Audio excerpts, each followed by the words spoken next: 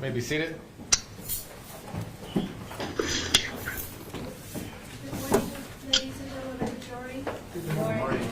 Has anyone attempted to approach you or speak with you, or have you learned anything about this case between the time we separated yesterday and got back together this morning? No, ma'am. Thank you. Next witness. Mike Mitchell.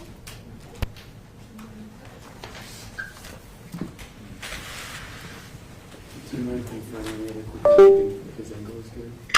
It's good for me. Can you all see? Well, we need to ask him verbally if he can see the judge and the jury since we can't see the box. Okay. That's fine. It's okay if you can't see me, but make sure that you can see the jury and the counsel asking you questions. Can you see all the jury, Michael? Yeah, I can see the front row, I think, right there. Can you see the back row now? Yeah, I can see that one, yeah. Yes. Can all of you see the screen? Anyone not see the screen? Excuse me? I'm asking the jurors if they can see the screen. Okay. Oh, I'm sorry. I'm sorry. Mr. Mitchell, if you could raise your right hand and be sworn, please.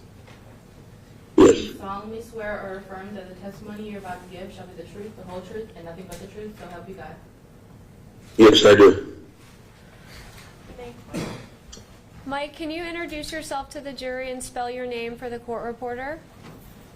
Yes, my name is Michael Mitchell. Can you spell that? Michael, Mitchell, And where do you live? in South Bend, Indiana. And how do you know Zephin?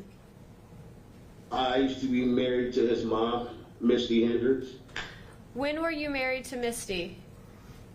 in 2009. And how long were you married to Misty?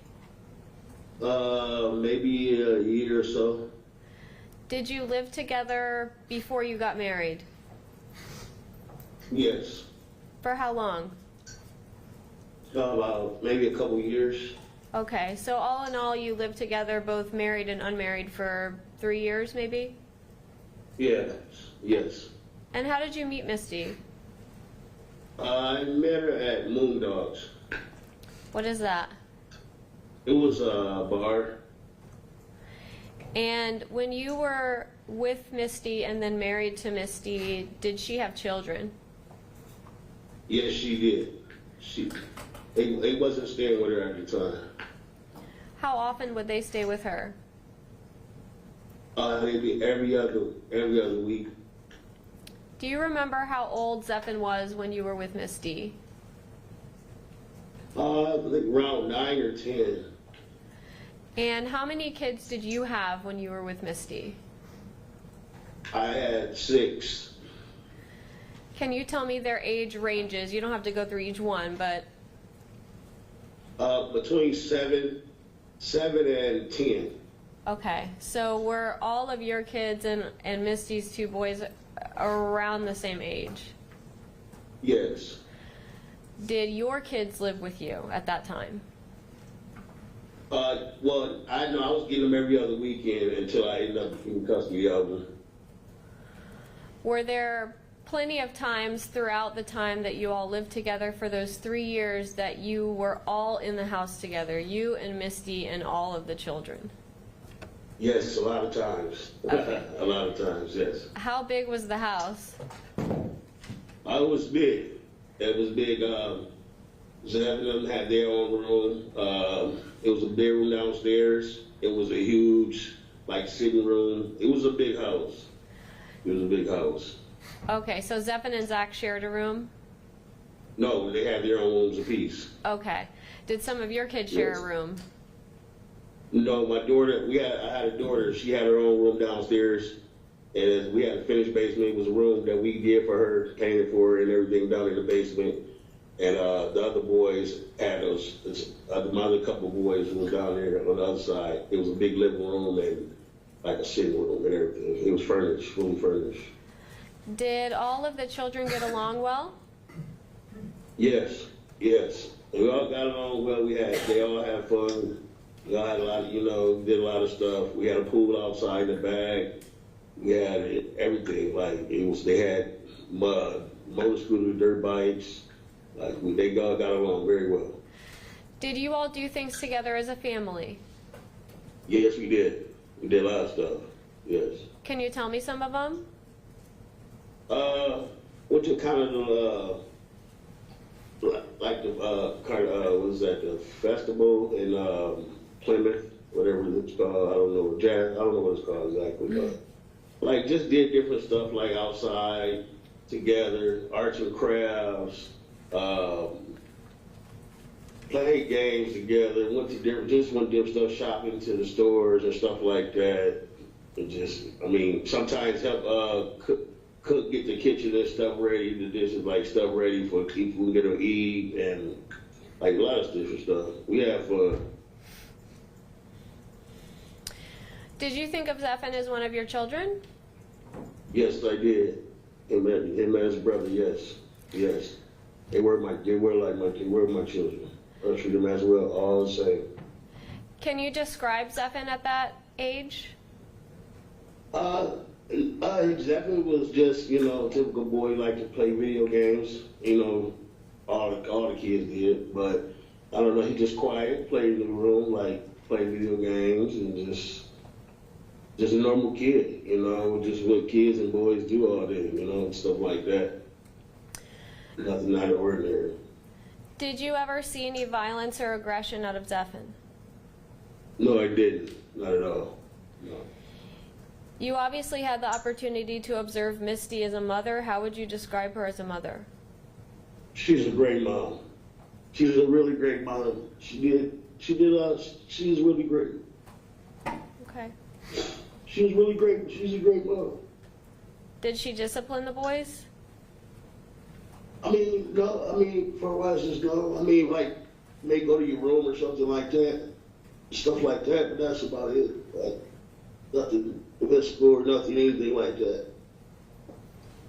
Was nothing more needed at that time? The behavior was just normal boys? Yeah. Okay. Do you still care about Zephan? I love you. Okay. I love you. Okay. I don't have any other questions for you, but the prosecutor might, okay? All right. Okay.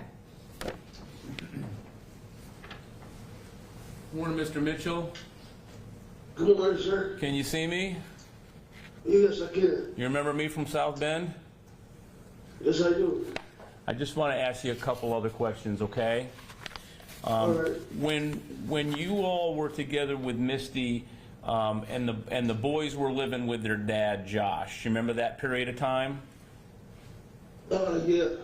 And do you remember, like, the boys would get picked up and dropped off and stuff like that? You know, Josh would pick them up, or you all would drop them off at Josh's house? Yes.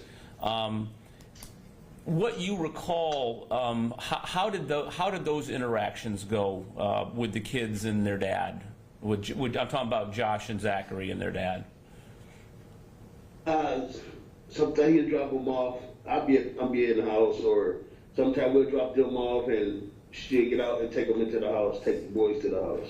That's all the stuff I can remember, you know, for why was that part. Sure. How about like their reaction with their dad? Did they say, you know, they get a hug and say, "Hey, Dad, I love you," kind of stuff, like sons and fathers do, Ken? Okay, so yeah, they love their dad. Yeah, they So- love their dad. all right. Well, I appreciate that very much. I have no question. Any redirect? No. May this witness be excused? Yes. Mr. Mitchell, I don't know if you can see me, but this is Judge Cowden. You are excused. You are free to go about your business. You can disconnect. Okay, Thank you, sir. thank you.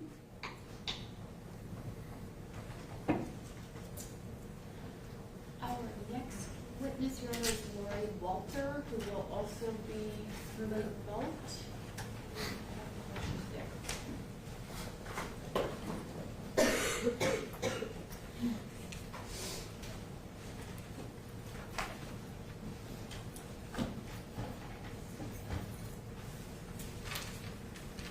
Are they in the waiting room? May I step out and see if I can get her Yes. to drive? Do you want to go to the 3 dots over here?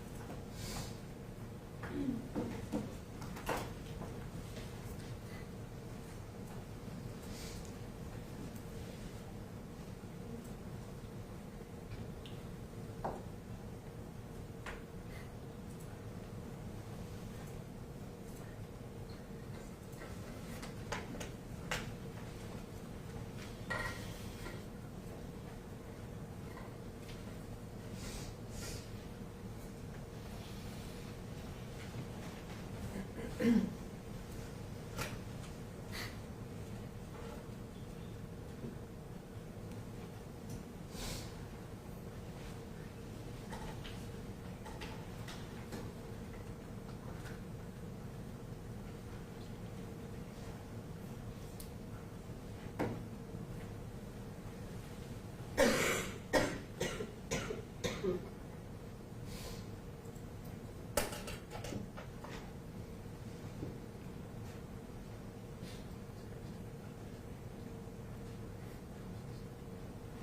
we take a break?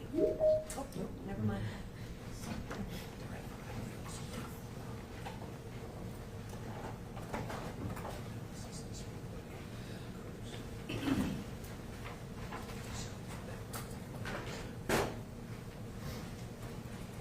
Can you please turn on your microphone and camera?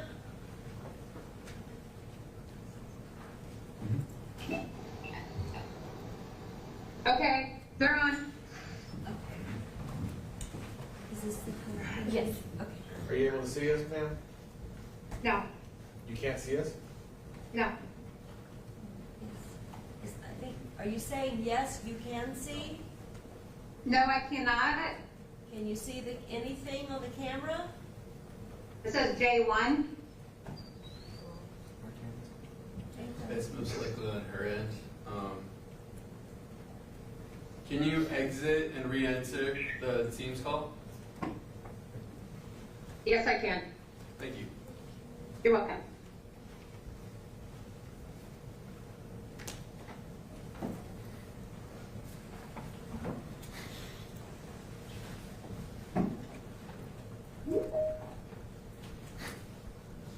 Can you? Do you mind just running? Thank you. Oh, there it is.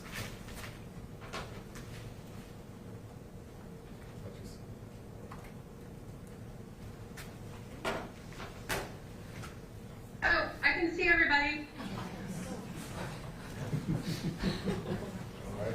If you could raise your right hand and be sworn, please. Do you solemnly swear or affirm that the testimony you're about to give shall be the truth, the whole truth, and nothing but the truth, so help you God? I do.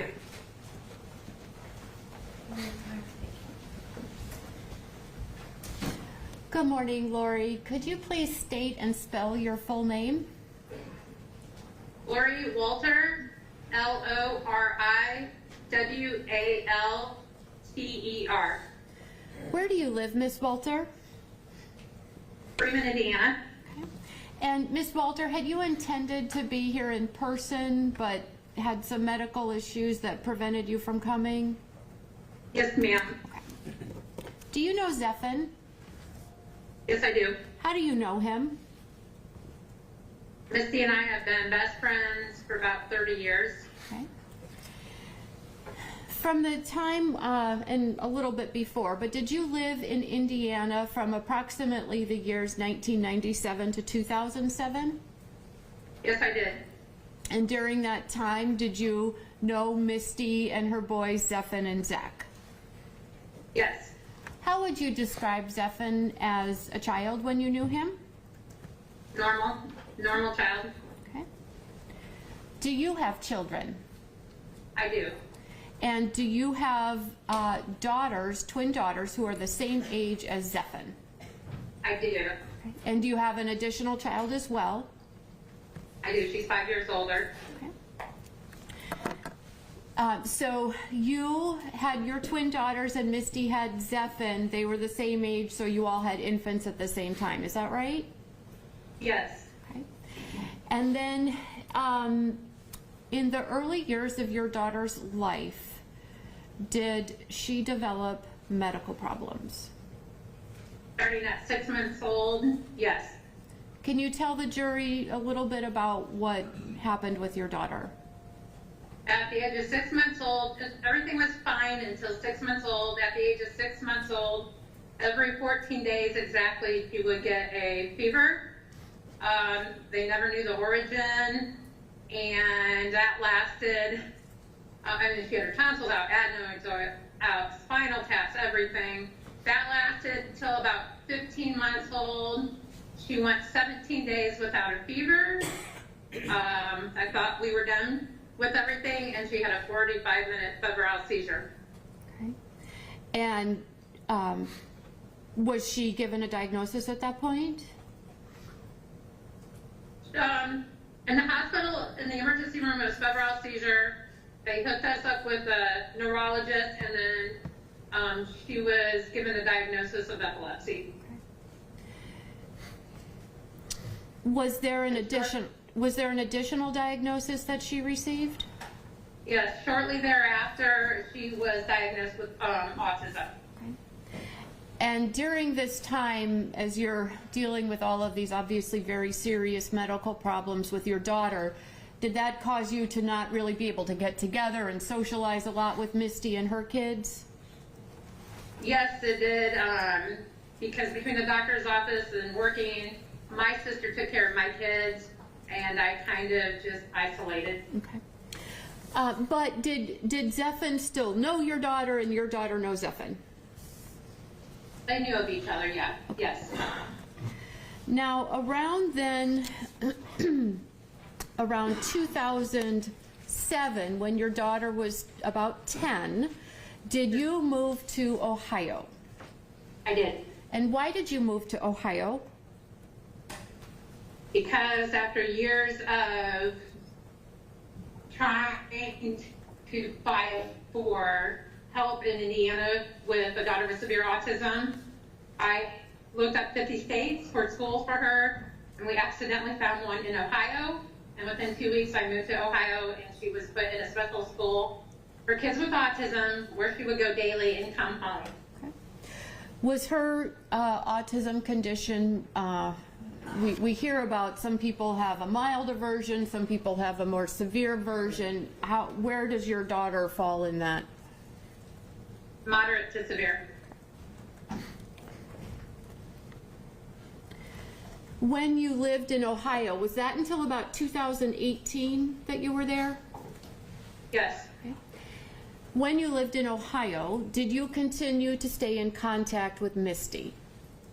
I did. All right. And through the course of your contacts with Misty, did Zephan become involved in communicating with your daughter? He did. And can you tell a little bit about how that occurred, why that occurred?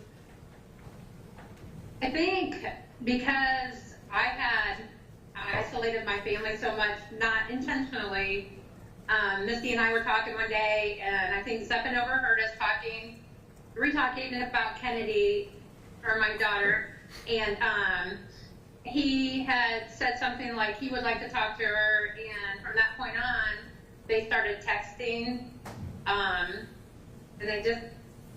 she would ask me to borrow my phone to text Zephan if she had a hard time, and I would let her. Okay. Your Honor, may I approach the screen for just a moment and try and get that arrow out of her face? Yes, ma'am. Thank you. Sorry. It's not you, Lori. It's on our end. Okay.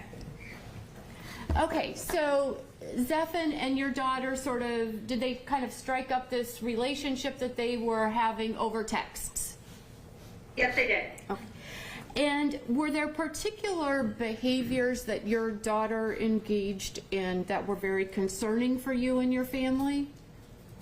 Yes, we left Indiana because my daughter was a flight risk, and she would go to the busiest railroad tracks, anywhere that was dangerous she would go. And when she was in that mode, when she would get in that mode, she didn't think, she just reacted, and she's like superhuman, super fast, super strong. Yes. Okay. And when when you say she's a flight risk, you're talking about her going and wanting to get into the busy road or railroad tracks? Yeah, she would lay down on either, whatever was closer. Okay. And how did you, as her mom and as a family, how did you deal with that?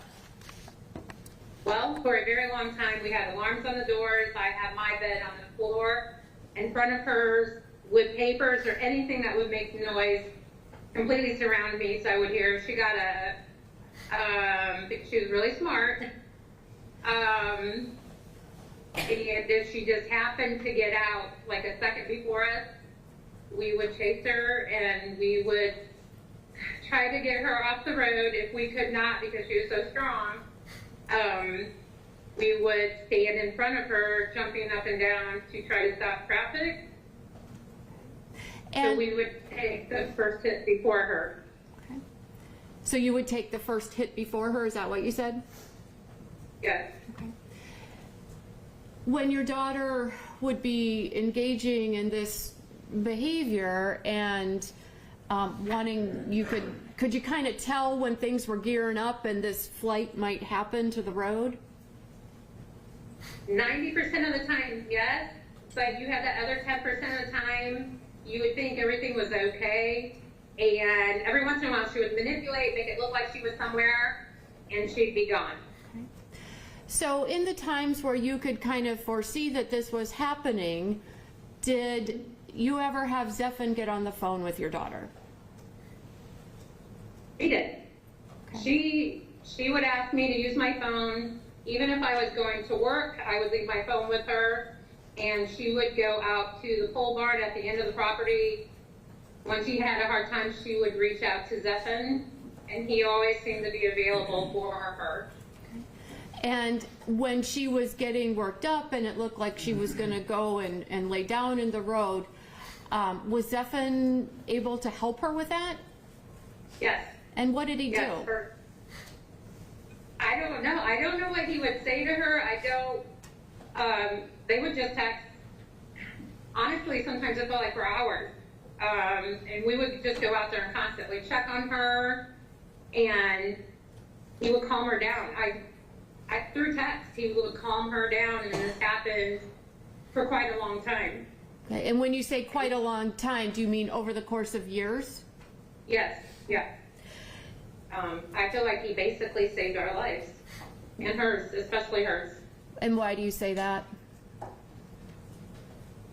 Because there were times we could not calm her down because as her mom, of course, I'm a trigger. And we knew once she was on the phone with Zephan, and she preferred texting, but we knew once she was on the phone with Zephan that she would run. Did Zephan seem to be able to sort of identify with her and communicate with her? I believe so in certain ways. Identify, I believe because she self-isolated so much, even with us trying to do different things for her, she would self-isolate. And I believe for some reason Zephan had really compassionate heart for her and wanted to help her out to kind of get her out of, maybe to believe in herself more. Okay. Was Zephan kind to her? Yes.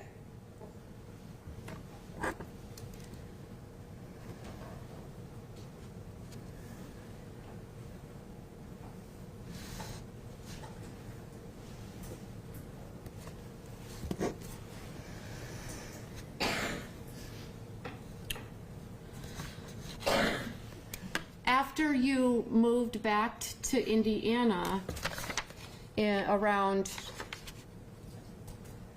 let me look at my math, around 2018, did you continue to have your daughter and Zephan stay in contact over the phone with texting and things?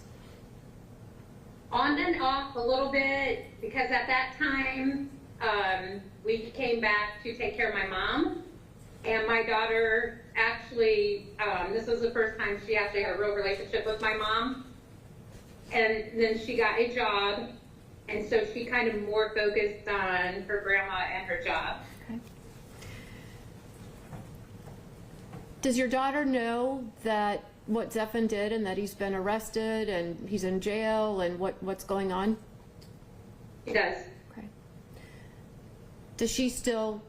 Has she, since Zephan's been arrested, has she communicated with him? She has by letters. Not as much lately because, again, she unfortunately self-isolates. We're working on that. But yes, they were communicating back and forth with I believe, postcards. Do you believe that even as Zephan is in jail, that he continues to have a positive impact on your daughter? Every day. How is that? Because she talks to me every day, and every day she talks about Zephan. Every day. She is sad for him, but she understands that sometimes if you do something, there are consequences, and because of him, she continues to make the right choices. And he has told her, listen to your mom. You don't want to be here. He has told her that when she has written to him and said, I feel like I'm in prison and all that, he will write her back and just say, listen to your mom. You're not in prison. You don't want to be here. But he's so positive about it. And do you think that this continued relationship, the knowledge that your daughter has about Zephan, do you think this is a positive influence on her life? Absolutely. And yes. Would you support, if Zephan is sentenced to life in prison, would you support that they have that continued connection to continue to try to help your daughter?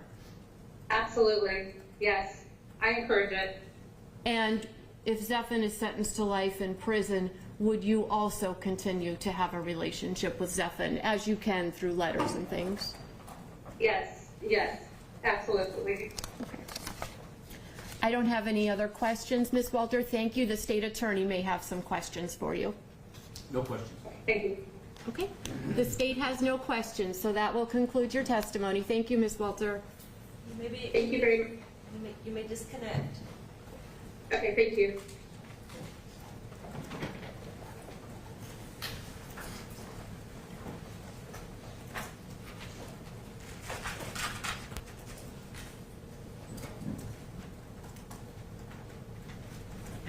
Our defense would call Nikki Brumler.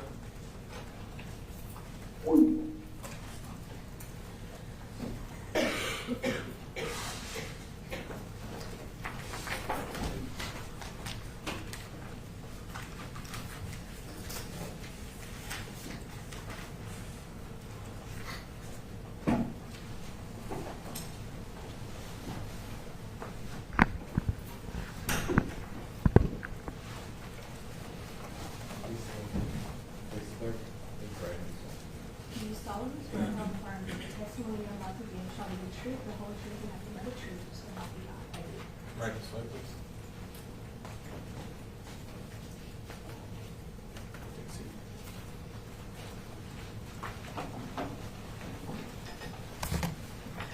Morning. Don't know how much I can move that, but it's a little less awkward now. How are you? I'm good, thank you. Would you please state your name and spell it, please? My name is Nikki Brumler. It's Nikkirumpler.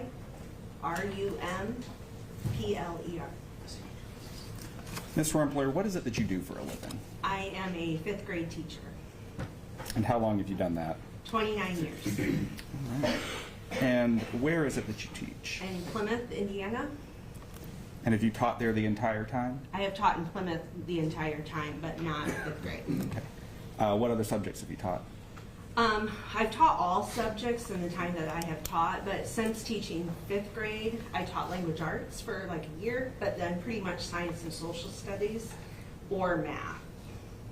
Okay, so how long have you been teaching social studies, math, that group of studies? Well, it changes all the time in education. So I taught, when I first started at Riverside, I would say the first year I taught language arts and science. And then after that, I taught just science and social studies for a good period of time. And then I started teaching science and math. And then this year I went back to science and social studies again. So just, It changes a lot. is it, would you say every year is a little bit different? It can be, especially lately. It has been. But the core of this has been at the same school? Yes. So I spent, I have been at my school 5th grade in that kind of capacity for the last 18 years. And how is it that you know Zeph and Xaver? I was his 5th grade homeroom teacher and science and social studies teacher at that time. So you taught homeroom, social studies, and science to Mr. Xaver? Yes. Okay. How would you describe him? Back then, I mean, which was a long time ago, probably typical 5th grade boy for behavior wise, quiet. What I remember is kind of struggling to get work done at that time. Like we were having a hard time in 5th grade kind of getting work done and like getting things turned in, and that's kind of what I remember. And you said a typical 5th grade boy. How would you describe a typical 5th grade boy? I mean, I don't know. Not like a 10-year-old boy. Sometimes we struggle with them wanting to read or getting their work turned in on time. So that kind of stuff. No behavior problems. Just like kind of a normal student. But he struggled more with getting work done than maybe a little bit than what would be considered normal, to the point that I know that I was reaching out to home and asking, you know, like we need to try to get him back on track for getting work turned in and stuff like that. And this reaching out, this was because of your duty as his homeroom teacher? Yes. Okay, could you describe what those duties were? Homeroom teacher, so we start, at my school, they start the day in homeroom, spend about, now it's about 30 minutes. I can't remember that far back because I really feel like I had Zephan probably at the start of Riverside, which was, like I said, you know, 18 years ago, 17, something like that. So we spend about 30 minutes in homeroom. We don't teach really in homeroom. It's more like a clerical type thing, collecting homework, collecting communication from home, checking in on various things like that. And then we, at 5th grade, switch classes, like in a departmentalized thing, and I taught science and social studies for a period of time, and then they switched to language arts, and then they switched to math. So I was more the communication as a homeroom teacher to just my homeroom students' parents. So I sent home newsletters every week. We also did Monday folders, is what it's called, and on that we would list homework that maybe was missing, grades that they were getting each week, and then the parents sign that and send it back. So like the communication back and forth to parents, I was responsible for that in the homeroom, parent-teacher conferences, things like that. So your responsibility was not only the subject matter, but you Right. were also kind of the liaison between the school and the parents Yes. about their students. Okay. You said that he was struggling with his work. Was it his homework, or what specifically was he struggling I mean, with? I just remember struggling with work in general. I would say probably homework, completing classwork, things to that effect. Okay. Again, long time ago, I can't specifically say what exactly it was. I just know that it was not getting work done. And, we tried different things as teachers to motivate students to do that, and had conversations with him in class or, in the hall or something. And it wasn't changing so much, so I know that I was talking to Dad. Do you recall kind of how speaking with Zephan went? I remember, yes, like speaking with him and talking to him, and expressing the concern about getting work done or not doing work. He just kind of looked through me, didn't really seem to register what I was saying, or it did not seem like he really cared about getting the work done. Like he wasn't concerned as much as I was probably about him getting his work done. You said looked through. Could you kind of describe what that means? Yeah, he had very distinct eyes. I will always remember very like light and clear. And I just remember talking to him, feeling like when I was talking to him, I was talking to a wall almost. Or like what I'm saying is just like, it's not like, how you've heard the term going in one ear and out the other. It's not really like that. It's just more like I'm speaking, but you're not really registering what I'm saying. And I don't know if it's because you don't really understand, which I think he understood. I think it was more, I don't really care. This wasn't you're not describing, or at least I don't think you're describing something that was scary to you. Scary to me? No. So this wasn't a look of aggression or anything like that? No, it was not just, at all. You were concerned because you weren't sure if he was paying attention? I wouldn't even say paying attention. I think it was, I just felt like he didn't really care to do it. And so as a teacher, you want to figure out how to get them to care about doing their work. It's more of that is what I remember. Do you recall, I'm not going to ask you to give him a numeric grade or anything, but roughly what he was getting in your classes, report card wise? I would think that, I don't recall exactly, but my guess is that if we were reaching out to that effect, it would be D's or lower. Okay. And so you remember reaching out to his parents? Like mostly in the Monday folders, like I explained, we would keep track of grades on those. So like every week, the parents could see kind of where the grades were going. And I know parent-teacher conferences, I met with Dad. And then I remember his communication to and from home weekly was getting signed. And like meeting with Dad at least probably one other time, either by phone or in person, I can't remember, about concerns. And do you remember what those, do you remember anything about those meetings specifically with Dad?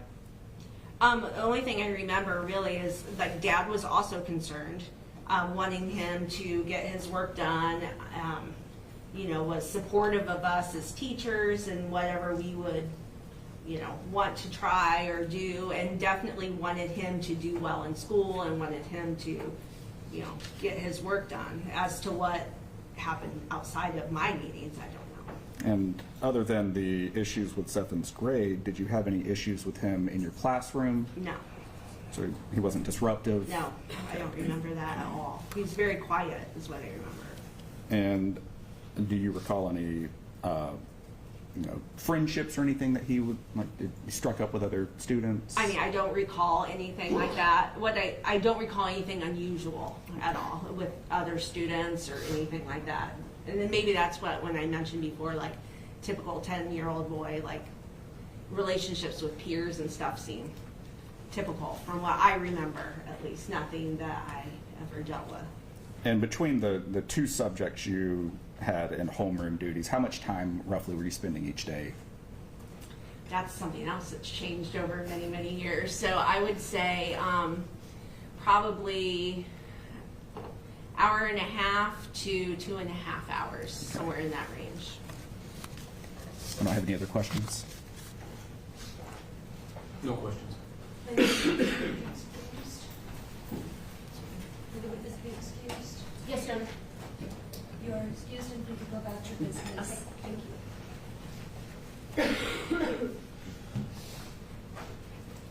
Your Honor, next we call Stephanie Weislinger.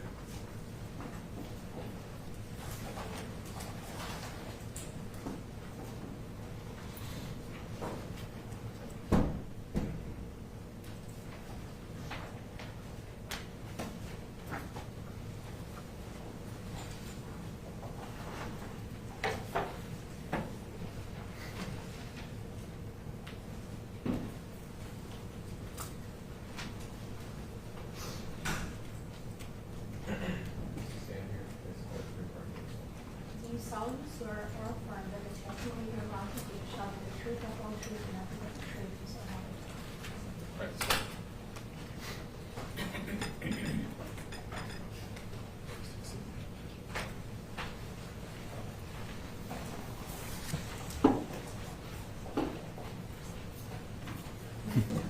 It doesn't move. It doesn't move.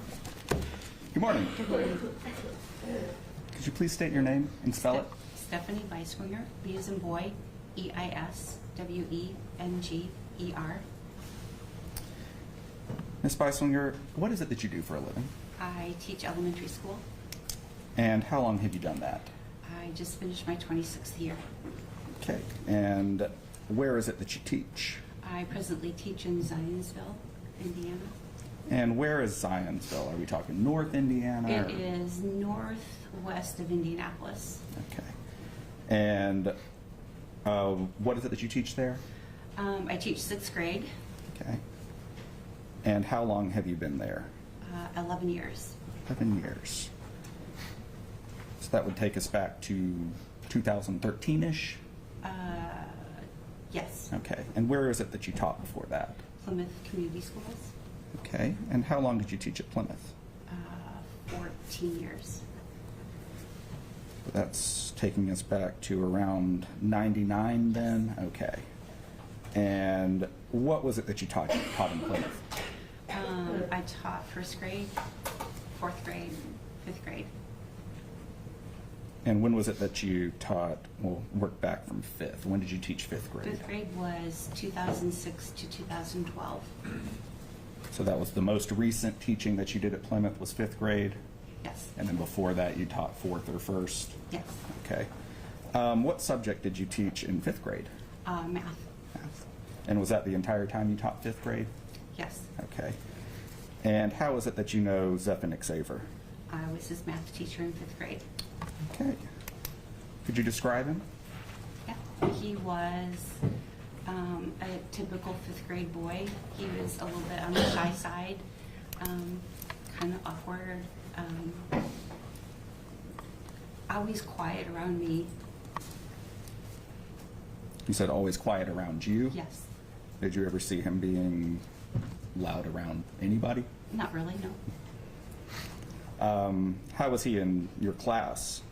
In my class, he worked hard. I think he enjoyed math. He was good at it, and he tried. He was a really good math student for me. Okay, so he was getting good grades in your subject at least? Yes. Okay.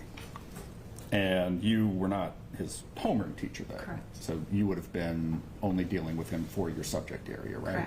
Correct. Okay. Do you recall, I mean, are we talking A's, B's? What kind of grades are we? Mostly A's and B's. Okay. And that was how you remember him for the entire year?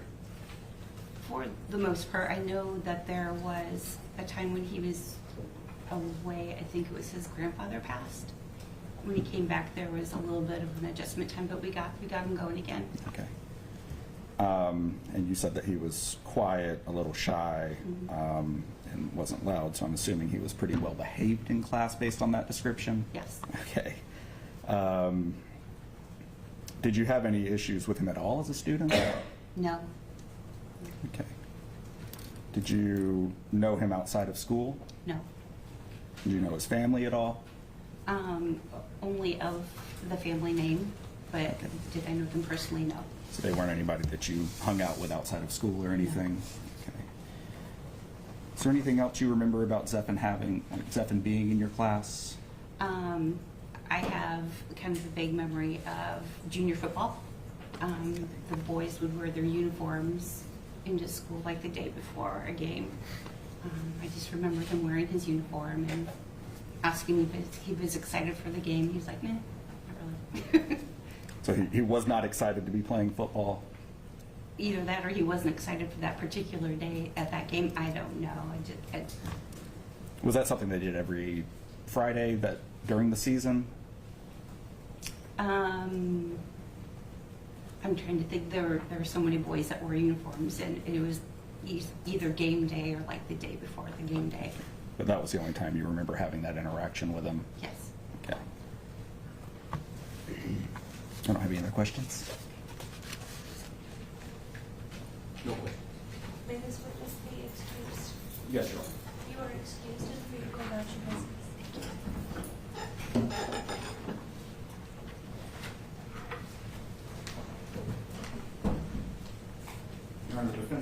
Stacy Dunlap.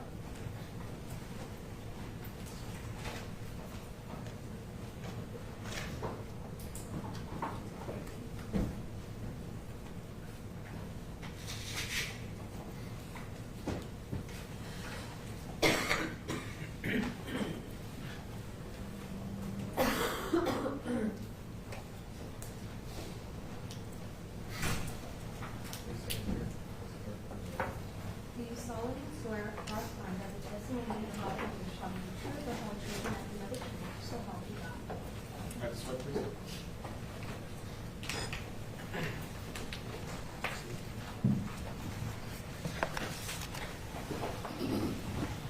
Good morning. Good morning.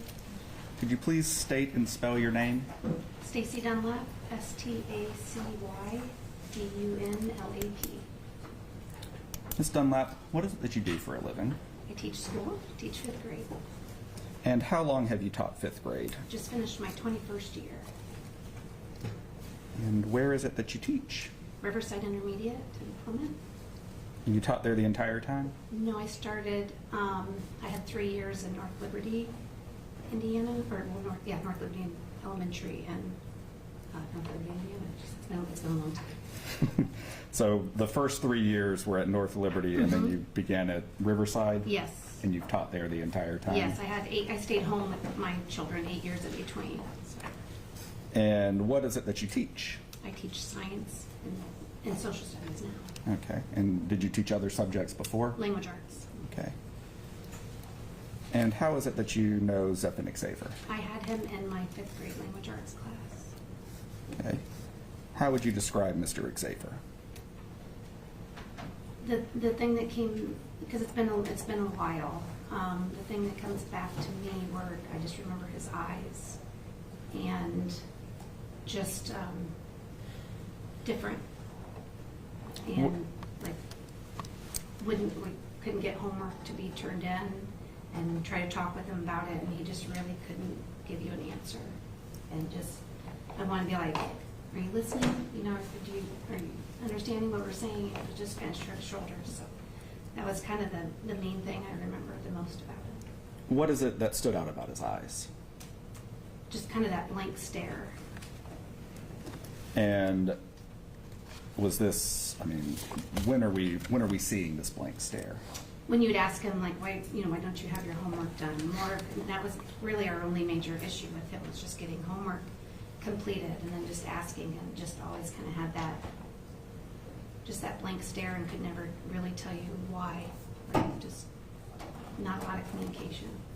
Out of him? Mm-hmm.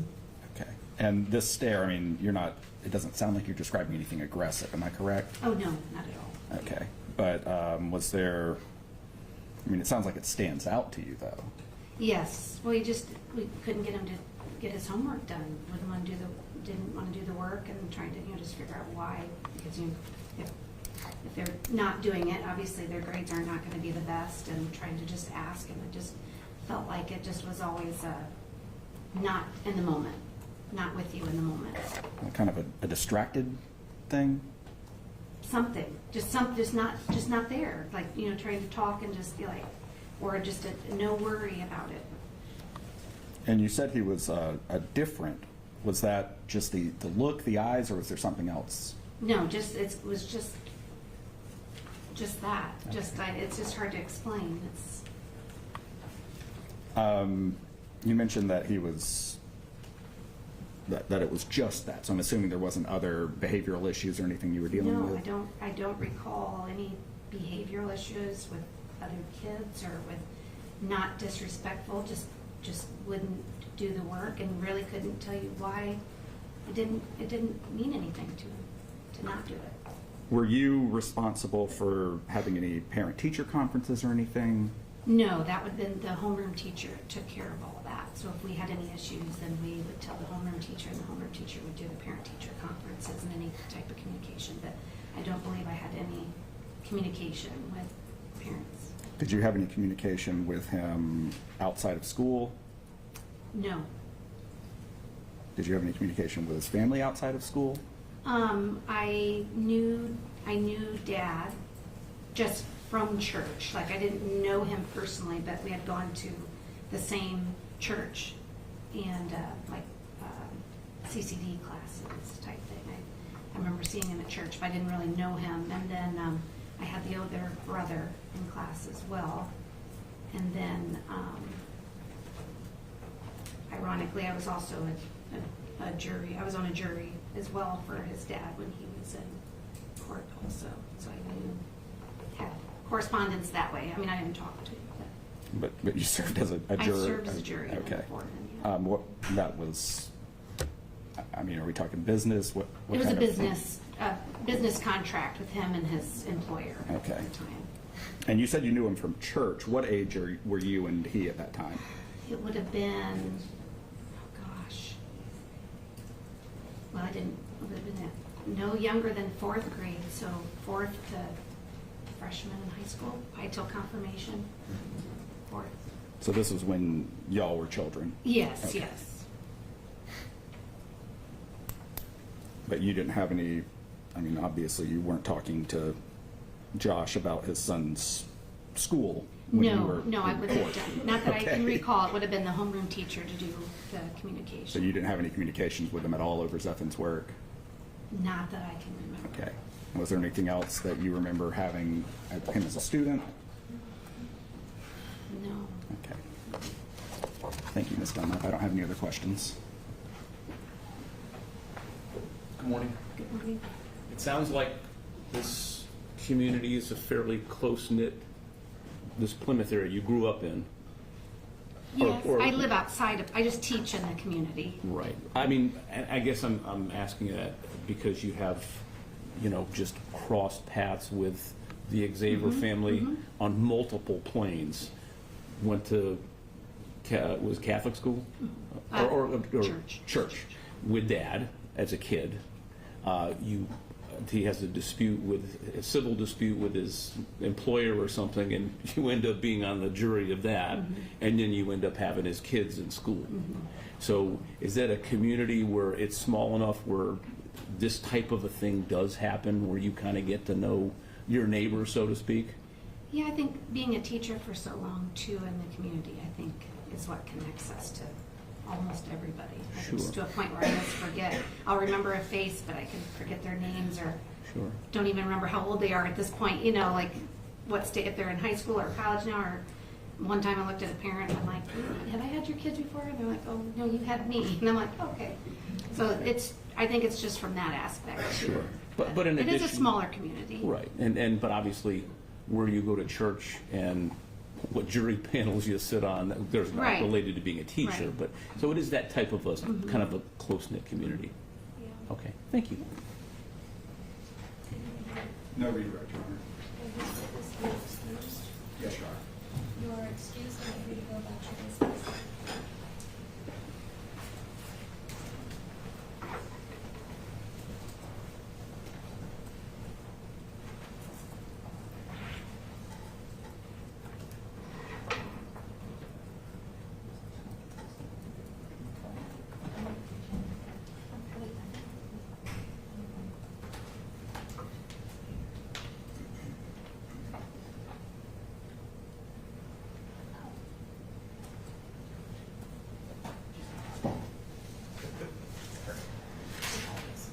You called Jennifer Hershey?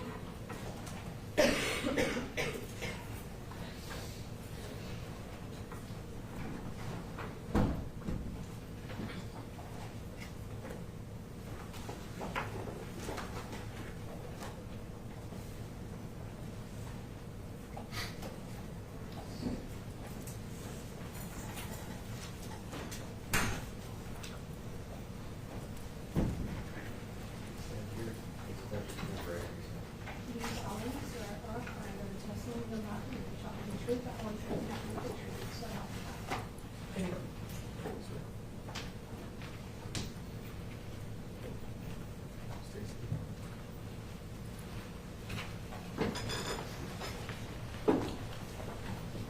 Good morning. Good morning. Could you please state and spell your full name for our court reporter? My name is Jennifer, or Jenny Hershey, Jenihirschy. Where do you live, Miss Hershey? I live I'm actually a Florida resident. that I go back to Indiana. Okay. Is Indiana where you were originally from? Yes. And now do you sort of split your time between the two locations? Yes. Okay. Are you retired? I'm retired. Right. And what was your profession before you retired? I was a school administrator Okay. Where were you a school administrator? in Plymouth Community Schools, and I was at Riverside Intermediate School. And through the years, did you sort of start as a teacher and then move up into administration? Yes. Right. If you could, you mentioned Riverside Intermediate School. What grades was that? It's a 5th and 6th grade building. So were there like elementary schools within Plymouth, and then how did that work? Yes. There are 4 public schools and 1 private school. So in 5th grade, they would come to our school the first time they're all together. Okay. So all the fifth and 6th graders from Plymouth are together at Riverside Intermediate. Yes. And what is the sort of the setup from going in like 4th grade where you're in a classroom with a teacher the whole day to the 5th and 6th grade? What does that setup look like?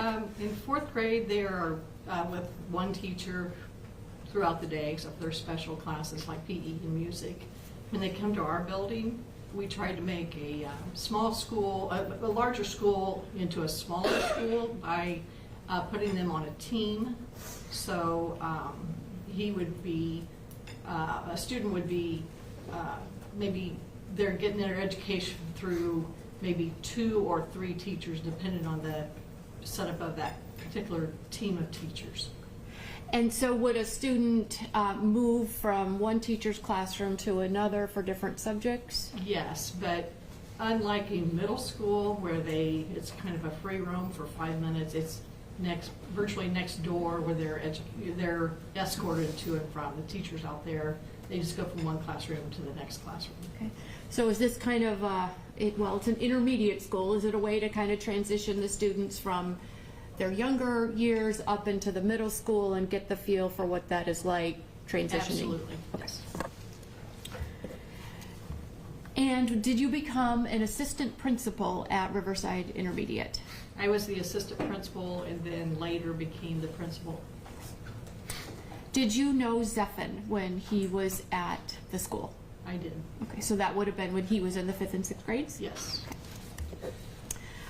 Did you know, prior to Zephan being at the intermediate school, did you have some knowledge of who his father, Josh, was?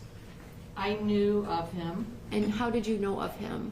My husband and I were part of the athletic boosters when our kids were in school, and we served on the board, and he would a couple times came to the meetings, just I think he wanted to get involved.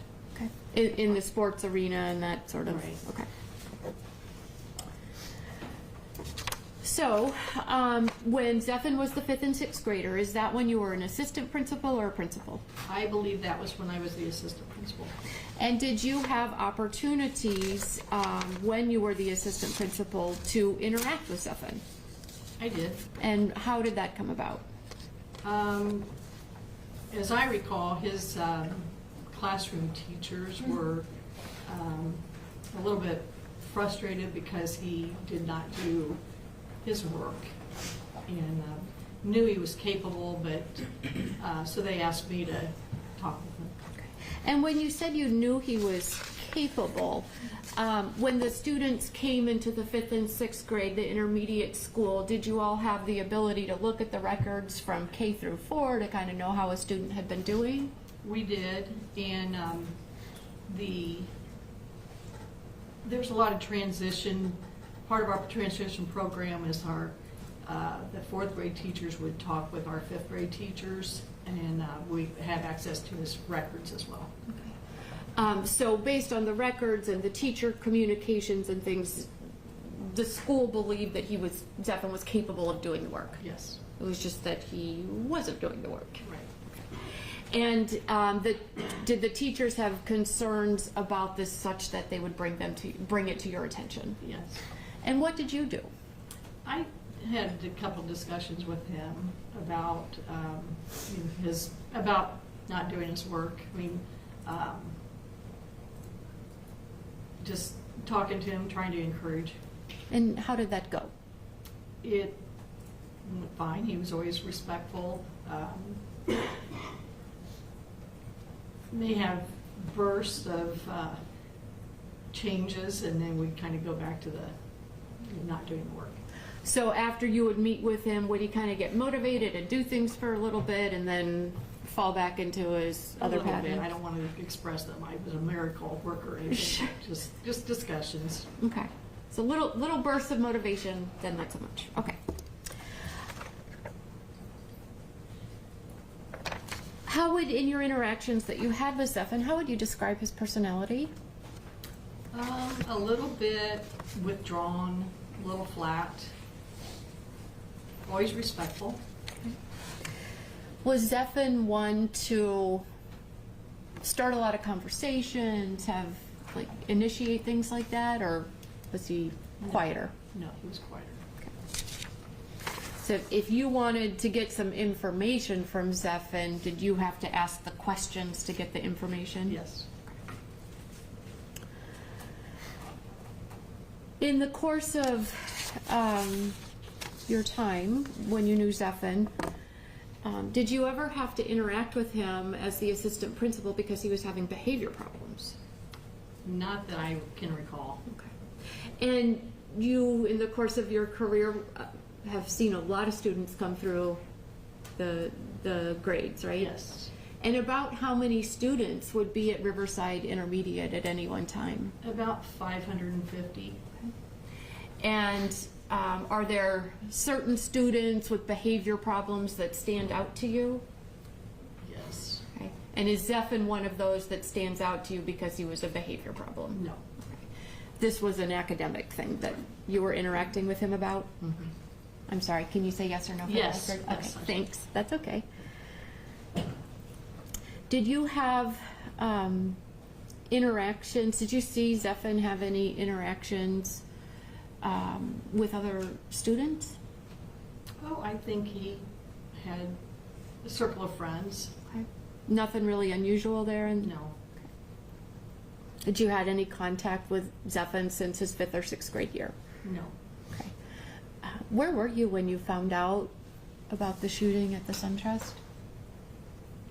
I was actually at Sun and Lake clubhouse playing cards.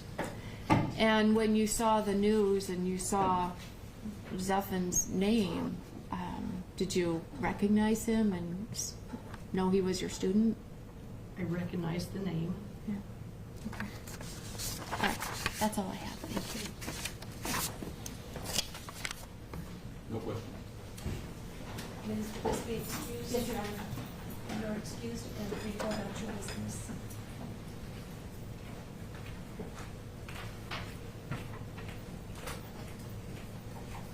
Our defense would call Karen Cox.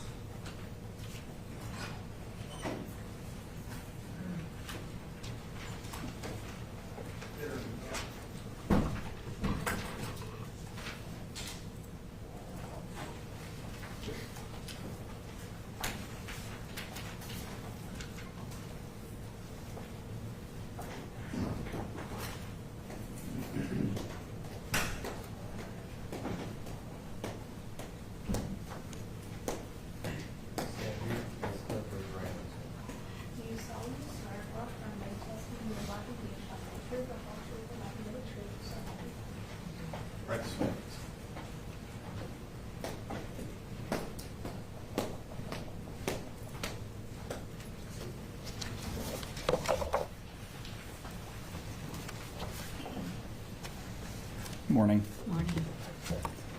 Could you please state your name for the record and spell it?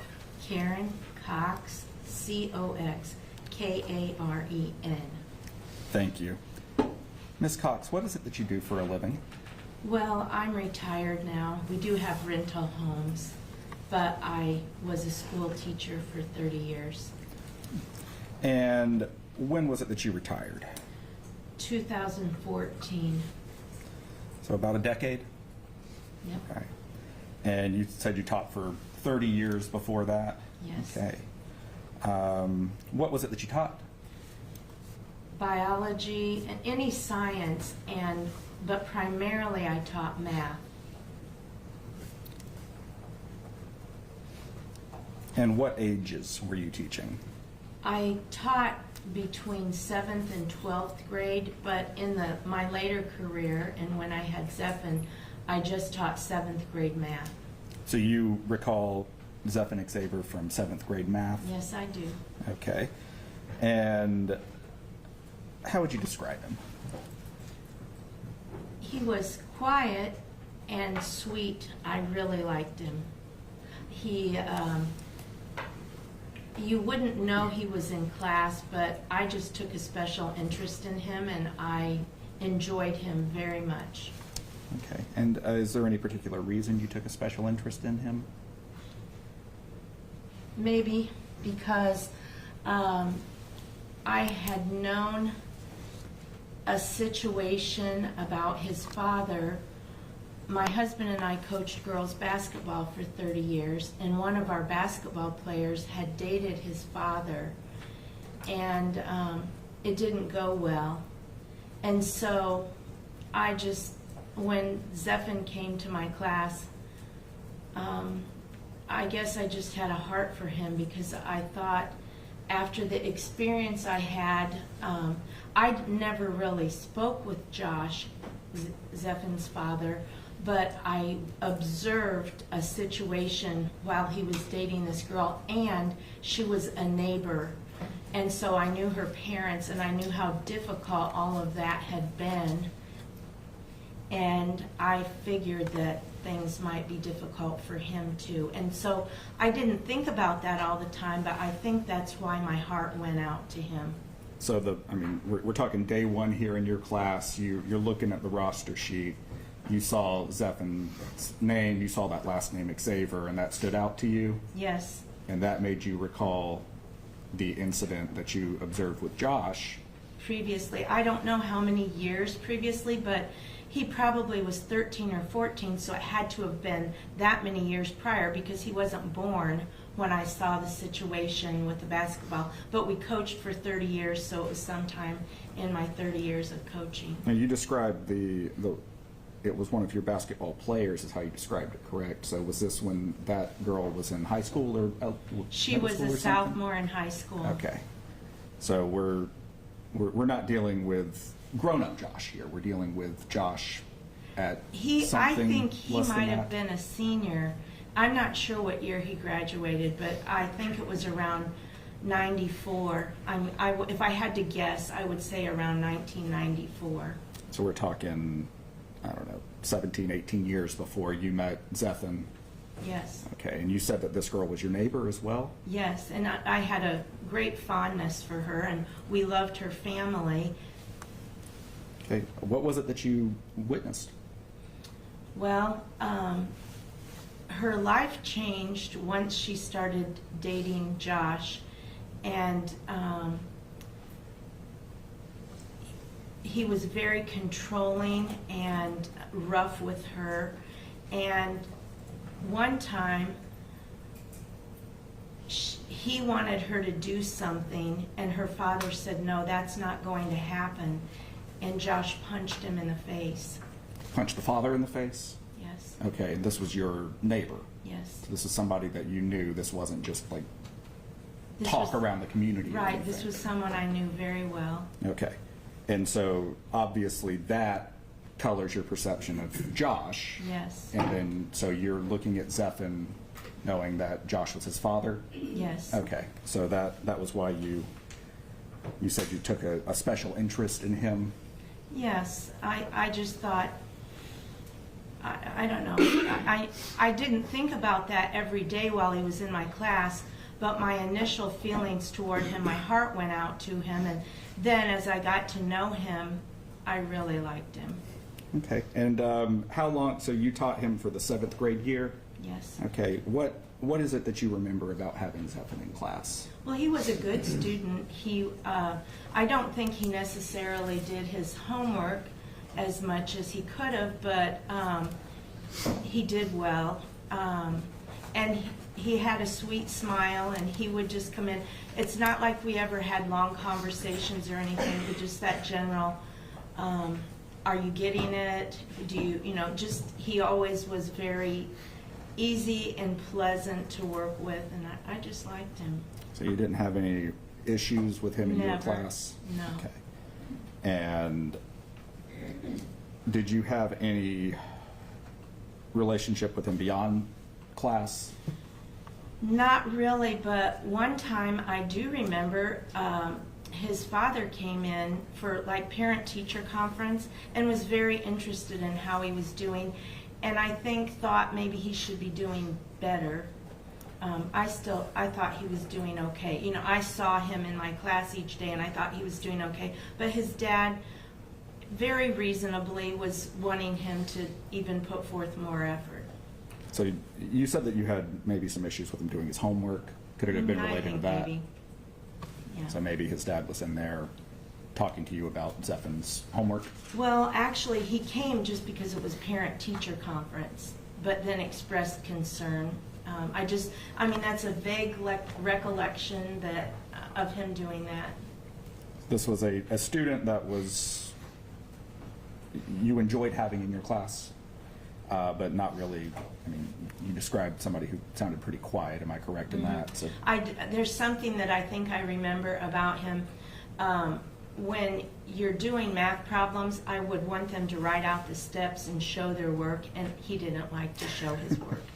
Just knew the answer, but that's probably something you've run into quite a bit as a teacher. Okay, so that didn't. You remember that about Zephin, but that wasn't anything you're exactly holding against him. Right. Anything else that stood out? Yes. It again is about his father.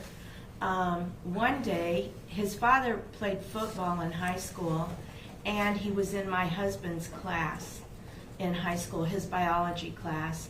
And one day, his father brought Zephin and Zach, both of his sons, to the high school.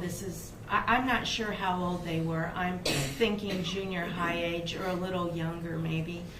And he made a special effort to take them to my husband's classroom, and he said, "This is the best thing I've ever done in my life, is these boys." And he was so proud of them and wanted my husband to meet them. Did he have any interactions with y'all from between high school and that moment? No. So he was. Did he have any interaction with you over the incident with your neighbor? No, I don't think he even knew that we knew about it or were aware of it, other than the fact that because of his controlling behavior over the young lady, it interfered with her basketball performance and she would be crying often and so upset about something that happened with him that it interfered with her schoolwork, her family life, her basketball performance, and everything. And you and your husband were both coaches? Yes. Okay, so it wasn't like he didn't know who you were then. He Right. had your husband as a coach, and you coached girls basketball as well? He had my husband only as a teacher, not as a coach. And he didn't really know me, and I didn't really know him. I was there. I was part of the coaching staff, so I was aware of how the young lady was impacted, but I never had an interaction with him while he was in high school. But that interaction of his pride of his children, that stood out? To my husband, it meant something to my husband that Josh thought enough of him to bring the boys to his room and to tell him how proud he was of the boys. And there's one more thing too that I will tell you. While I had Zephin in my classroom, I always wanted to have a son, and I had 3 lovely daughters, but I wanted to have a son, and I thought if I could have a son like Zephin, I'd be so proud. And that was That's my feeling. How he was in your class and Yes. how he was as a child. Thank you. I don't have any other questions.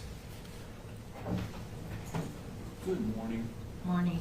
I don't think we've ever met. My name's Bondi Johnson, and I'm a prosecutor. I did meet you. Did you meet? Okay. Apologize for That's It's been a okay. while. That's okay. So I'm kind of struck with the coincidence that living in Plymouth, I guess, that you would know of a high school relationship with one of your basketball players and her former boyfriend from back in the day, and then later on would have not only that guy's child in your class, but then see that person again 20-something years later. Right. So a pretty small community. Right. I guess that's nice in some ways. It is. But maybe not in others, I guess. You tend to know each other's business, right? Yeah. So that was striking to me, and I wanted to ask you a little bit about that. So, you know, the girl that you're talking about was a basketball player, and I guess Josh at one point he's a big football guy. Yeah. All right. So we have a basketball player and a football guy, but this is one of those high school relationships. Have you seen that before, as a teacher and a coach? Sure. Fair to say there's some drama in those young relationships where somebody's crying about something and this type of thing happens, and that there's just in general, that's something you have to deal with as a teacher. And a coach. And a coach. But let me ask you, you had heard this and kind of seen what happened with the girl, and it affected her basketball. When you actually met grown-up Josh many years later with his son, I think you had said earlier, and I don't want to say the wrong words here, but when you had a parent-teacher conference, you were impressed that he was so interested in wanting the best for his son. Yes. He took an interest. My son's not doing his homework. What do we do about this? So that was a fairly dramatic change from the situation that was 20-something years before. It was. Okay. And from that interest, did you get any sense about how he was as a dad? I thought it was kind of conflicting. What I saw when he was in high school was all about himself. Right. But what I saw, but you know that happens, it happened to me as well. Sure. But what I saw about him as a dad was he cared about the boys. So it became about his boys. Yes. And I mean, I suppose that happens to all of us when we're kids. It's if we can't get a toy in Walmart, it's the end of the world. And then later on, we buy our kids toys, right? Because it makes us feel good. Now, the story with your husband is compelling as well. That the grown-up Josh now brings the boys to meet your husband because he's proud of them, and that stood out to you. And you've done this a long time, as a teacher.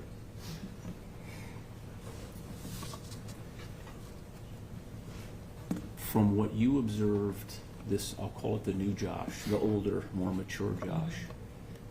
From your interactions with him, do you get a feeling that he was a pretty good dad and loved his kids? Well, I really didn't know how he was at home. No, I understand that. But I mean, I got a feeling that he loved and cared for his boys. Okay. Thank you very much. No redirect, Your Honor. Is the excused? Yes, sure. May be excused. You're free to go back to business. Thank you. Do any members of the jury request a comfort break? Or are y'all good to go? Or your next witness? Call Carol Gilbert.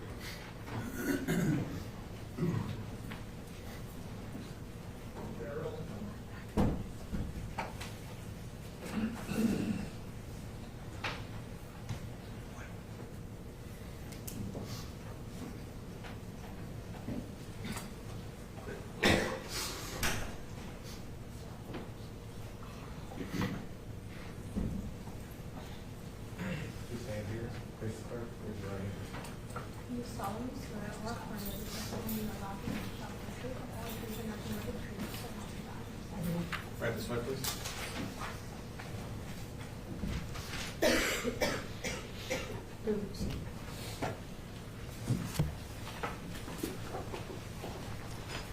Morning. Good morning. Could you please state and spell your name? Carol Gilbert, CarolGilbert. Ms. Gilbert, what is it that you do for a living? I'm a retired school teacher. I started teaching in 1973 in Plymouth and spent my career there. And you said spent your career there. Were you at one school? Yes, Lincoln Junior High School. Okay, and how long did you teach there? I taught until 2012. I retired from teaching, but in 2003, I also became the athletic director at the junior high, and after retirement, I remained in that position until 2021. So from 03 to 2012, you were wearing two hats. You were the teacher and the Yes. athletic director? Yes. And then from 12 through your retirement, you were only the athletic Correct. director? Okay. And how is it that you know Zephan Xaver? He was in my 7th grade social studies class. Could you describe him? In the classroom, I found him to be very quiet, very well behaved, not a student who did a lot of work outside the classroom, but caused no problems within the classroom. So is it safe to say he probably had, you maybe had a little bit of an academic issue with Yes. him? Okay. But not any other behavioral issues? No, none at all. Did you ever see him, interacting with other students or anything? In my classroom, at that period of time, the catchword was cooperative learning groups. So my classroom was set up in triads. So there would be 3 students sitting closely together in each group. He was very quiet within the group, never caused any problems. Sometimes I would talk to the group and, might ask things like, how come you didn't get your homework done? But it was hard to pull out answers, but he was very respectful to me. So quiet, not a whole lot that you saw as far as interactions. I would probably use the word introverted. Okay. And could you define what that word means to you? To me, that's somebody who does not want to speak out a lot. Might have preferred that I wasn't at his seat asking him why he didn't get his homework done, because he didn't want to discuss it with me. So shy, non-confrontational, those Yes, kind of, okay. yes. And you said triad, so I'm picturing 3 students in 3 desks. Is that Yeah, roughly how it was? and I think they were set up like 1, 2, 3, like in a straight line, but the desktops together. And was it the same 3 students in every, did you stay with the same group, or how'd that work? Usually I would sometimes change the seating arrangement, but I didn't do it often, so if they were in a group, they would remain in that group for quite a while. My vision is, I don't know why, sometimes you have a image of one student and not another after you become older. But I do remember there are 3 seats set up in front of my desk, so that their backs were like to my desk. And I remember him sitting like in the 3rd seat. So you're picturing Zephan specifically here. You're saying Yeah, that. I know it was Nate Nixon, unsure who the next person was, and then Zephan. Okay, and you said this was the group that was kind of closest to where you were sitting? Mm-hmm. Okay, and was there anything, you said you didn't have to change them a lot. Did you place Zephan with these 2 or these 2 with Zephan? I always assign seats in my room, and the training that we received in doing cooperative groups always suggested putting different levels together So I pick like an A student, and then maybe an average student, and then somebody who was performing low in the classroom. And where did Zephyr fit into that? He would have group? been the low student. Okay. So you had, I believe you said a Nate. Was he? Nate Nixon. Okay. I remember him specifically, but I don't remember who the third person was. And so that group, Nate, the third boy, and Zephyr were together for most of the time in your class? In my classroom, okay. yes. And you didn't have any issues with that pairing at all? No. Okay. Did you have any experience or relationship with Zephyr due to your other hat when you were the athletic director? There's not a lot of memories that I recall. I do recall that in his 7th grade year, his father was interested in sports, and his father wanted him to play football, but he did not want to play. I was not, I would say, not directly involved in that situation. The coach was dealing with it. The coach was a very student-centered coach, and he was a teacher in the building, so he was someone that I had a lot of faith in when it came to working with the boys in the sports. My involvement usually would be cases where a lot of times after school, after I knew the kids would be out there at the field, I might walk down and go out on the athletic field just to observe what was going on and make sure coaches didn't have any needs from me. And I know there was a time when the coach, Brody Shively, was speaking with Josh, and they were discussing, Josh didn't want to play football, which I was already aware of, and the dad wanted him to, but I was more or less the third person in the conversation. It was mostly between coach and father. And I think at that time, I believe his dad was a volunteer coach. He spent quite a bit of time as a volunteer football coach and wrestling coach.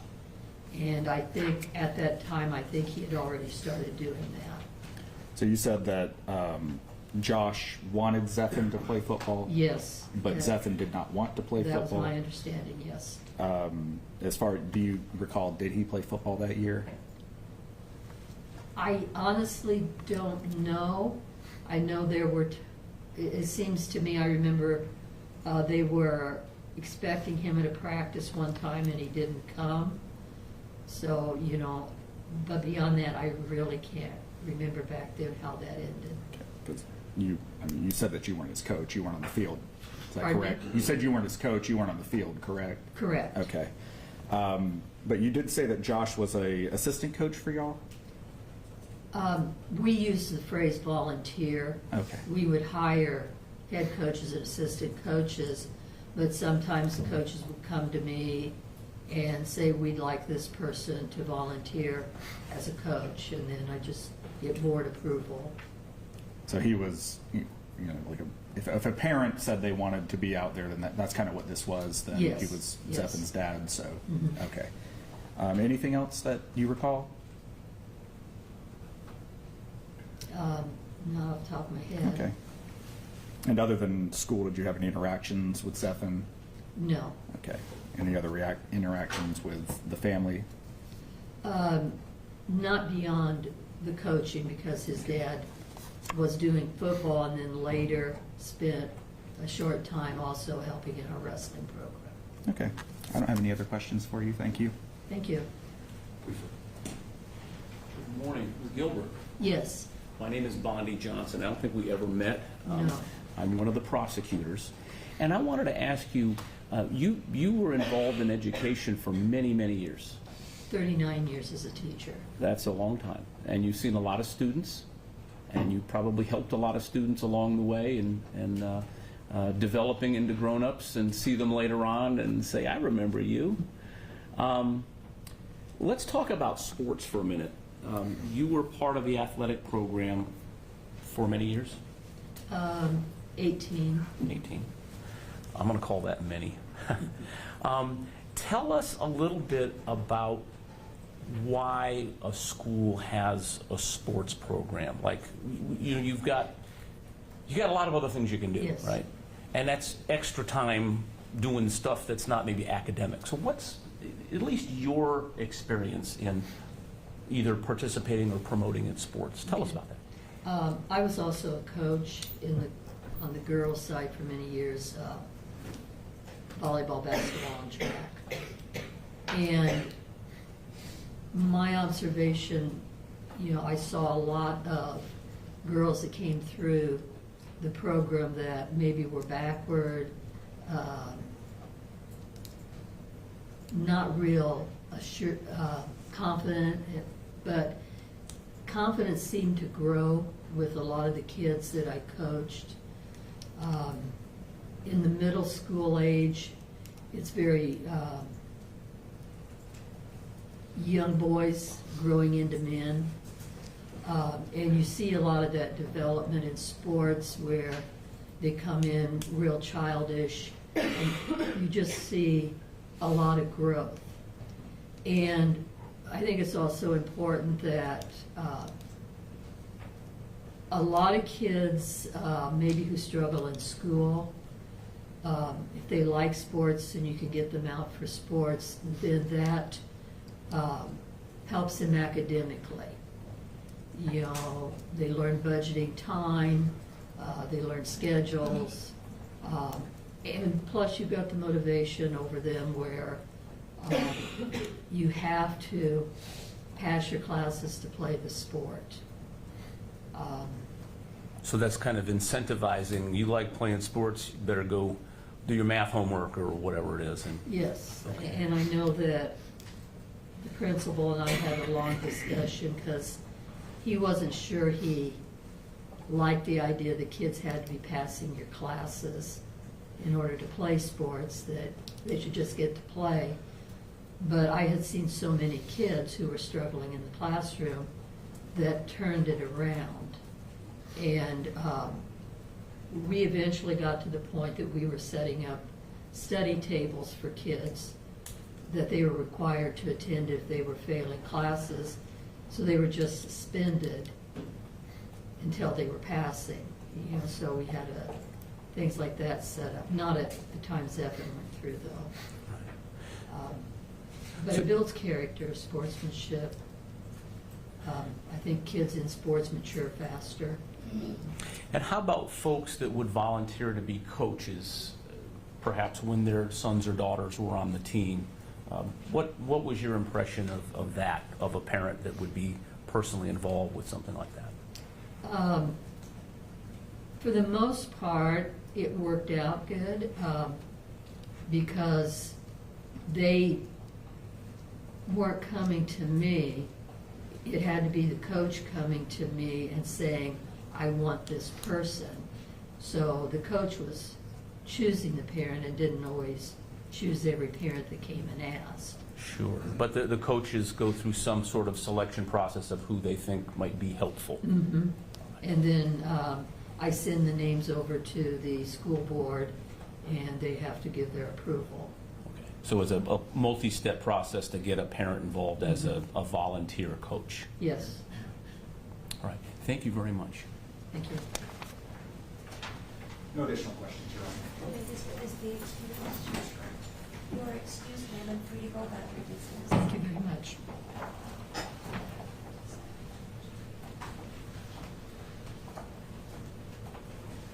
This time we will take a comfort break if we may. You'll be excused to the jury room, and we'll see you again shortly. All rise, today's of the jury.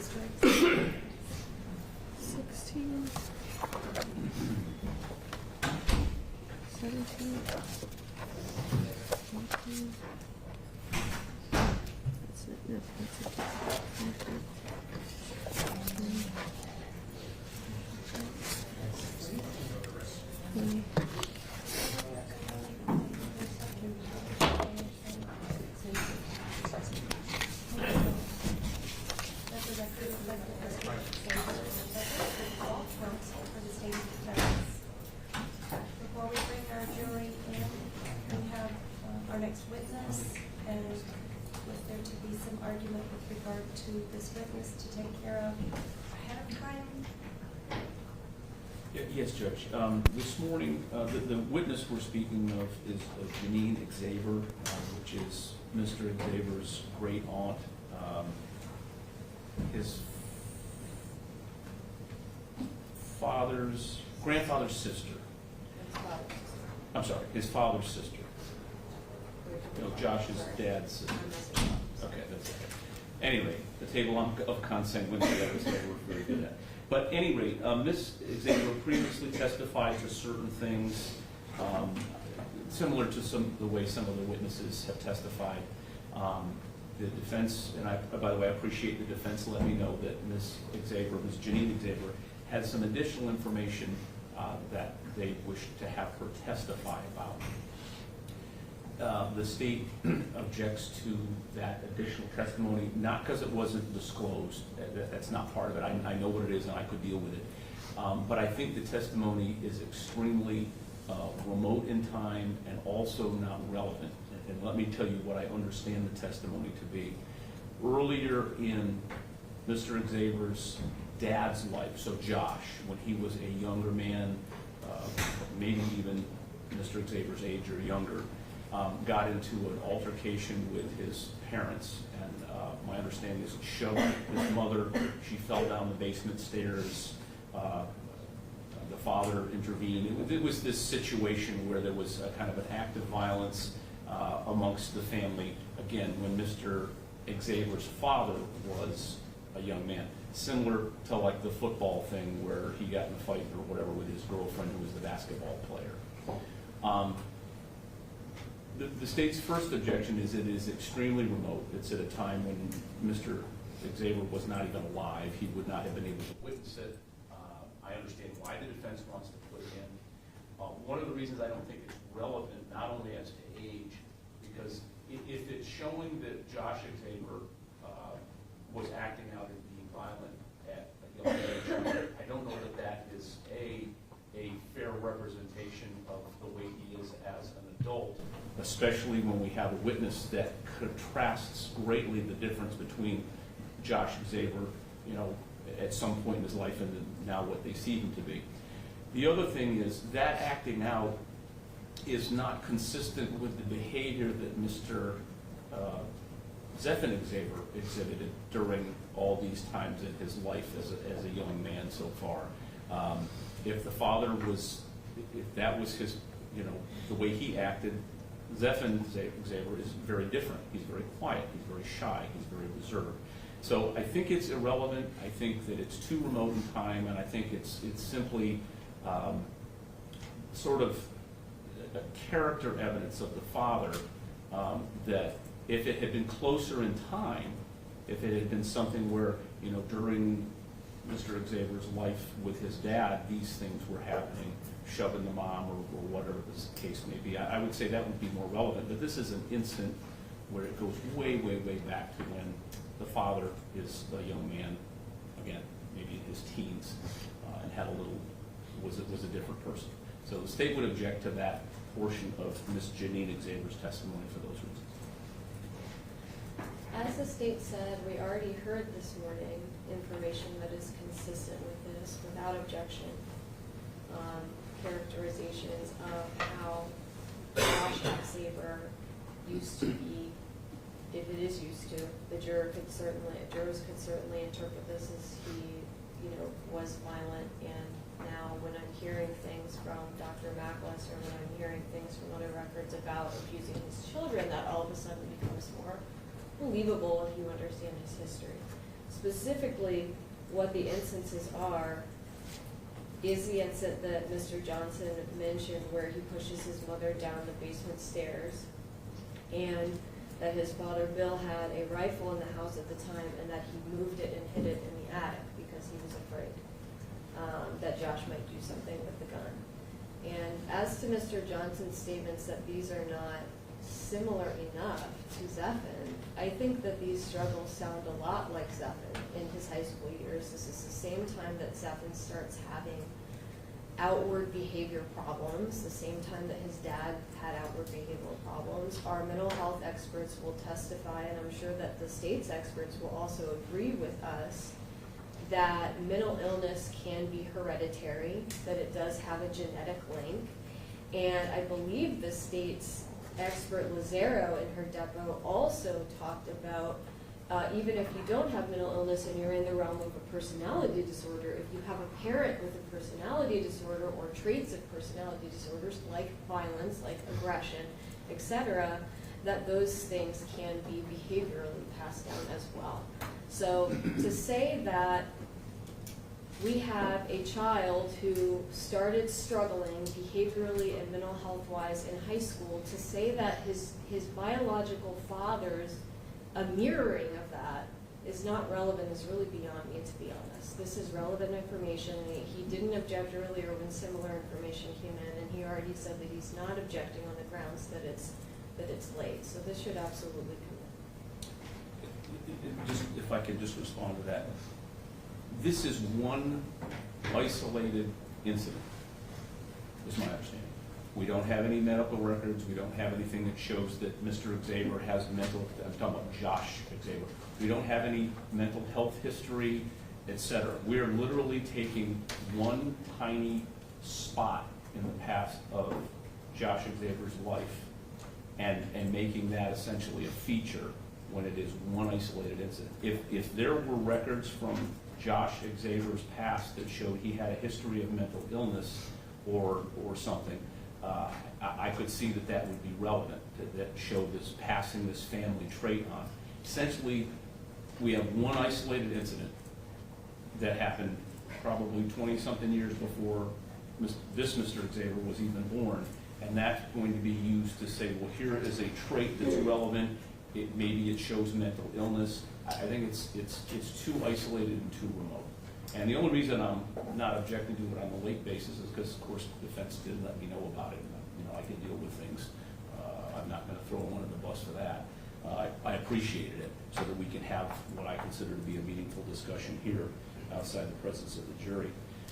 So again, I think it's one isolated incident, and it's kind of, I believe it's going to be used to look what this guy's like, one isolated incident, and this explains all this other behavior later on in their defense.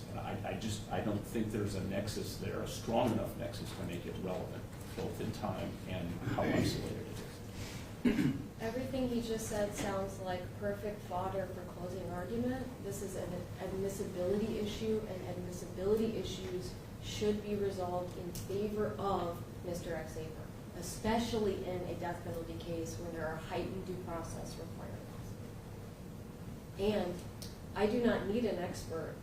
I'm sure that the court knows the case law, that experts are not the only people who are allowed to talk about mental illness, that lay people can talk about their own medications, their own diagnoses, can talk about people in their family who have mental illnesses. I am not required to enter that evidence under an expert. And I'm not suggesting that they have to do that. I'm saying this is an isolated incident that is, I think is not relevant because it's so isolated and it's one incident and so remote in time.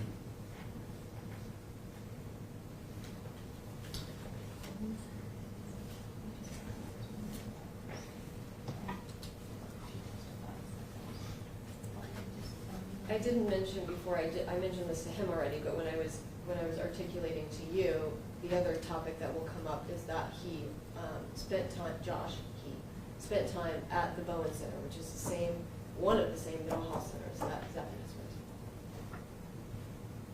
with. And I'll be candid with the court, the reason why we don't have records, I don't know whether they exist or not because they'd be very old, but one of the issues in this case has been that Josh does not cooperate. with his son's defense. And we should not be penalized for that. If other members of his family are willing to be candid and honest about mental health issues. And I don't have an objection to the testimony that Josh and Xaver went to the Bowman Center. I think that is relevant to what this defense is presenting. Is that is a facility. I mean, a little more information would be, well, I guess we don't have whatever information is, but that could be mentioned. I just think the remoteness of that other incident is just basically character evidence that's not relevant at this point.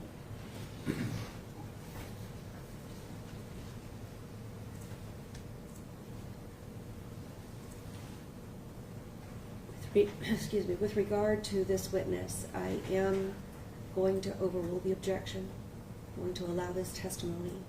Unlike the testimony of the lay witness yesterday, and I distinguished the characteristics, this is an incident that does involve Mr. Xaver's father. Whether it's remote, whether it is an isolated incident, certainly that's something that the state can focus on in their argument to the jury if they choose to do so. But with regard to the incident itself, the jury can assign the incident whatever weight they choose. So I'm going to allow the questions. It should not, of course, become the feature, but incorporated with everything else. It sounds like it's something that would be admissible, almost not relevant, but somewhat relevant, and therefore I'm going to err on the side of caution if there is an error, and allow the testimony, and then allow the state to assign the weight to the jury and talk to the jury about what they should do with that piece of information. Thus, are we ready to begin? Yes.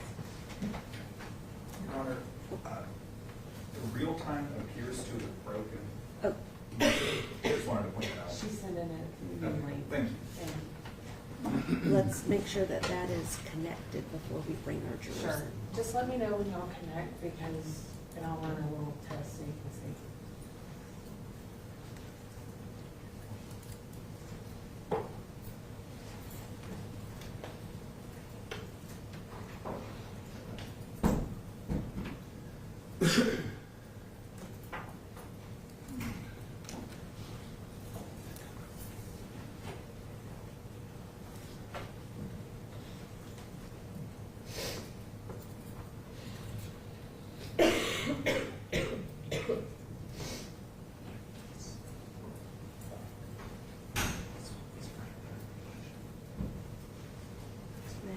Are you connected? I just want to make sure everybody gets on there. I haven't gotten a new link yet Okay. that's come through my email. She just, Okay.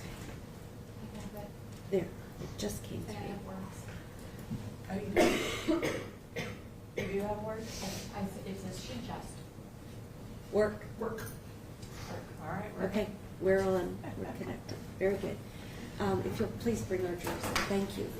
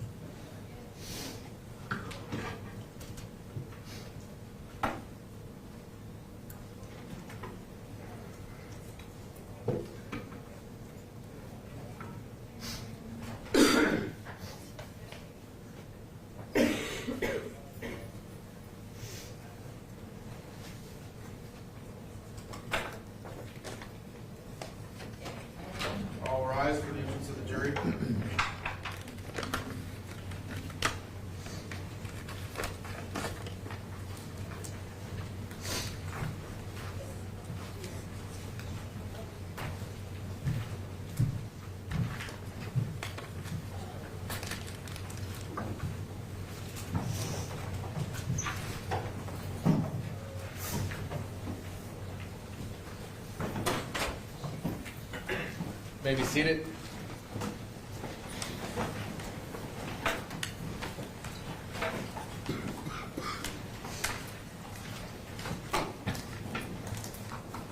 Call your next witness, please. Janine Xaver.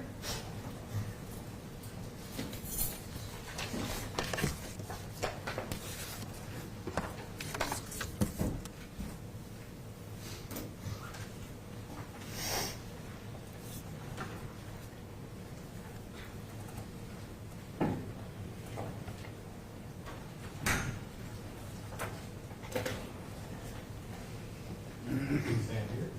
Face first. Right. Do you solemnly swear or affirm that the testimony you are about to give shall be the truth, the whole truth, and nothing but the truth? So help me God. I do. Right this way, please. I'm just trying to get this set up before we start, and then I'll.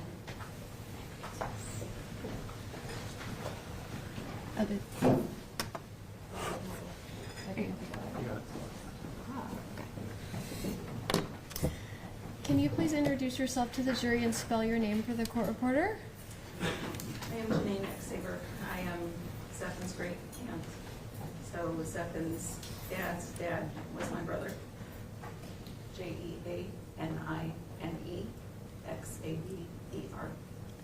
Can you tell the jury about your family tree as it relates to Josh and Zephin? Sure. So, I'm Catholic. So, my oldest sister was born in 1945. The next was born a year later. The next was born a year later. 2 years later, 1949, my brother Bill was born. 1956, my brother Gerard was born. 2 years later, my sister Luann was born. 1963, my brother Joe was born. And I was a surprise in 1966. So you're the baby. I'm the baby. And your brother Bill is who? My brother Bill was my godfather. He is Josh's dad, Zephin's grandfather. I should say he was. Sorry. That's okay. Who did Bill marry? Who was Josh's mom? Judy Jones. Judy Xaver. Her Okay. given name is Judith. She goes by Judy. And going back to how you grew up with your siblings, including Josh's dad, can you sort of describe your childhood?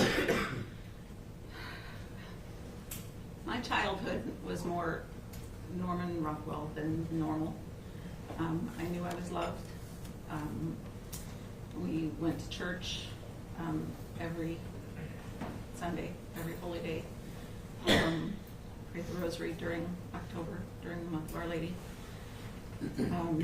We were all sent to parochial school. My parents did not have higher education, stopped it after high school. My mom, when I was very young, she went back to college. But we were expected to do our homework.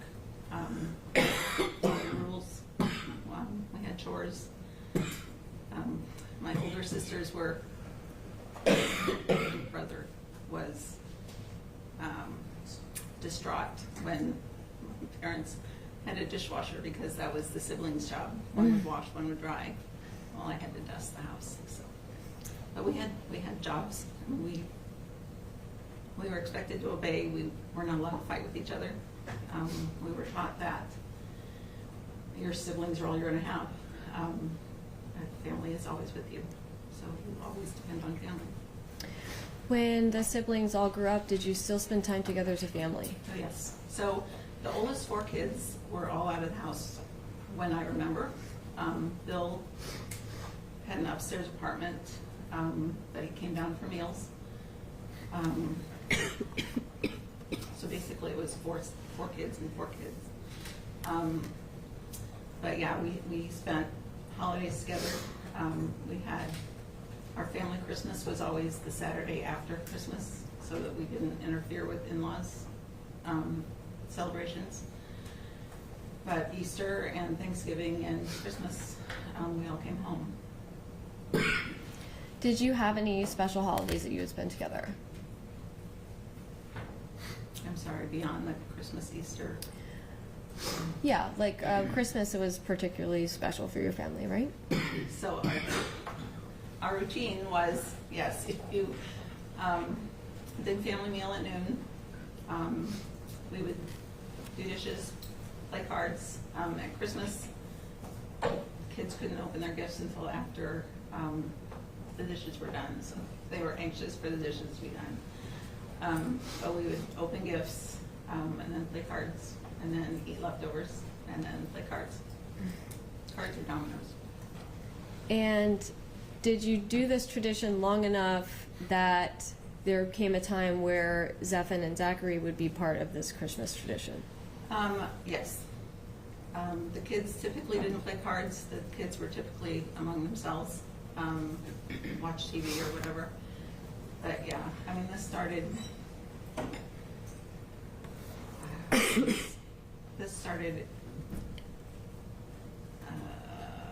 So my oldest sibling got married probably in 77. So this would have started in 77 and gone until my dad died in 03.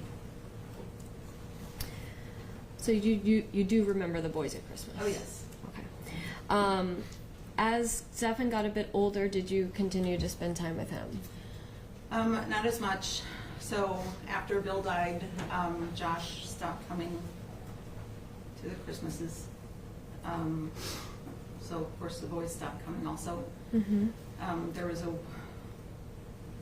several days to a week that I had Zachary and Zephan because Christy, as Zephan's stepmom, had left Josh. And I don't know if he was working out of town or what was going on, but the boys spent the night at my house, and I had to get to school and get their homework done, and just the morning school routine. And what was going on with them? Would be the reason why you would be keeping the boys? They needed a home life. Christy had moved out of town or wherever, and they just needed stability. And would you tell us about Zephan during that time? Zephan was so sweet. I mean, both the boys were cute, but Zephan was, of the two, he was the quieter, more easygoing. They were both polite. You know, I always expected a hug when they came and a hug when they left, and they were always willing to give their Aunt Nina a hug. And I went through a phase about that time where I was baking friendship bread, which is an Amish recipe where you're given a starch and then you keep feeding it with flour and whatnot and let it rest for 2 days and then smash it and add more stuff and let it rest and bake it. And then you have another start. So my husband had to buy my cooking supplies because I was on this kick for like a year. But whenever the boys came over, they each got a loaf of bread, so they didn't have to share it. Had their own loaf. Have you ever seen Zephan be violent? Oh, heavens no. My impression of Zephan and Zach was that Zephan was the butt of some of Zachary's pranks. But no, Zephan has always been loving and kind. How is he with confrontation, at least when you spent a lot of time with him? My impression was that he avoided it at all costs. If Zach was starting something, Zephan would remove himself and go to one of the other rooms in the house to avoid. When he got older, like a teenager, did you still see him, or did that fall off? No. So the week they spent with me. So schools in Plymouth right now, elementary is through 4th grade, and then middle school is 5th and 6th, and junior high is 7, 8. Mm-hmm. So Zachary was at the elementary school, and Zephan was at the next school, 5th and 6th. Mm-hmm. There was a point beyond that when I was when I bought my parents' house, I was moving the piano in, and I needed muscle, so I called Josh. He brought the boys. There was so Labor Day in Plymouth is, we've got a 4-day festival called Blueberry Festival. And the park is overrun by like 200,000 visitors. And then there's a parade on Monday that goes down Michigan Street. And my house was on Michigan Street. So Bill and Judy, when the kids were young, would come sit in the yard or on the porch and watch the parade. Josh and his family would do the same thing when he had his own family. So Stephen and I don't remember Zach being there at the very end, but I know there was a weekend that Stephen was on the porch, on the steps, watching the parade. You mentioned that Bill passed away. My brother Bill was involved in a single vehicle accident, a motorcycle accident. He was on his way to Sturgis, South Dakota for the Bikers Week, which really surprised me that he was going, because my brother was not that type of biker. My brother was very religious. He had a strong love for Our Lady. So he said the rosary every day. But I think it was an iconic motorcycle trip. So there were a group of guys that he rode with. They would do like benefit rides. His neighbor was on this particular trip. My brother was very heavy. He was diabetic. So they were on this ride. They had eaten. And like an hour later, they were going down the highway, and my brother kind of wobbled and righted the bike, and then wobbled again, and then ran off the road. So I think he had like cement, whatever. And there was a nurse like right behind him, a couple vehicles behind him going to work, and she stopped, and she wasn't able to save him. He had ridden a bike since he was 16. When I was born, Mom was still in the hospital with me, and he was in it. Someone had hit him, bumped him. So my mother had me and him to deal with when she was in the hospital. But so he had ridden all his life. I'm sorry, I'm wandering. What was your question? Do you remember how Bill, Josh's dad's death, your brother, impacted your family? Yes. I mean, we were all shocked. So he died in Iowa. I don't remember what city. But the state law is the body, there has to be an autopsy before the body can cross state lines. So I want to say he died on the 3rd, and his funeral was like 10 days later. So we had to wait to get the body back. My mother was devastated. I was a twin, and my brother was stillborn. So Mom never got to hold him, because that's what they did back then. And we never got to see Bill. So that was especially hard on her, because I think she relived losing my twin brother when she lost Bill. Just the not being able to see him and hold him, and closure. What about Josh?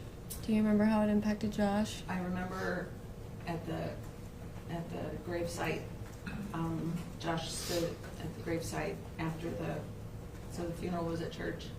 And then we all go to the cemetery where the priest blesses the grave, says a few prayers, and before the So in Indiana, they don't lower the casket until the preference is not to lower the casket until after the family leaves.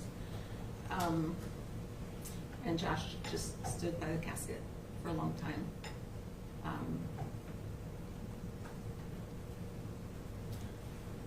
Grieving, and I'm sure trying to have last words. Do you remember how it impacted Zephan? I do not. What I remember about Zephan and Zachary at the funeral, my Zach was an altar boy and served at the funeral mass. And both boys were sitting in front of me, and they saw my Zach and turned around and looked at me with their eyes as big as saucers. Why? Well, because, they'd never been to church, I'm assuming. So, Judy converted when they got married.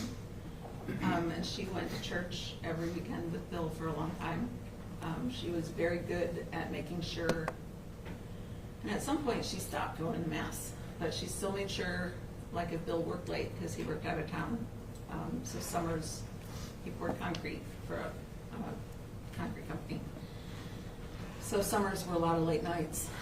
So if there was a holy day of obligation during the week, Judy would make sure that Josh and his sister got to mass.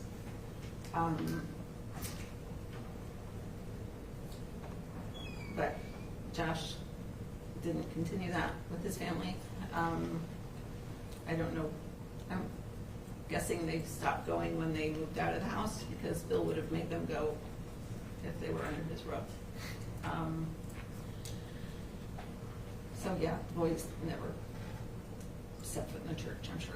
Okay. I'm going to show you some pictures, okay? Sure. May I approach?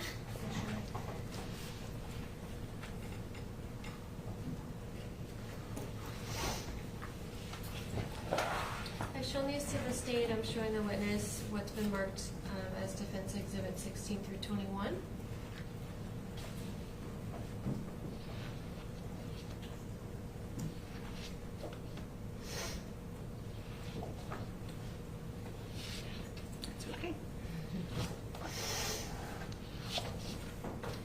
Do you recognize these? I do. How do you recognize them? I gave you those. Are these pictures of Zephan? Yes, Zephan and, Zephan's in all of them. My son's in a couple. Okay. I would ask that these be admitted. They'll be received as Defense Exhibits 16 through 21 consecutive. Okay. Can you see past this man's head? Yep. Sure. He's out of the way. Okay. Can you tell me who's in this photo and how old they are? So the one in front is Zephan. The one is in back is my Zachary. And it was taken at Bill and Judy's house early at Easter, since there's a little bunny in the picture. Okay. My Zach was probably 4, so Zephan was, I think the boys are 2 years apart, roughly. Okay.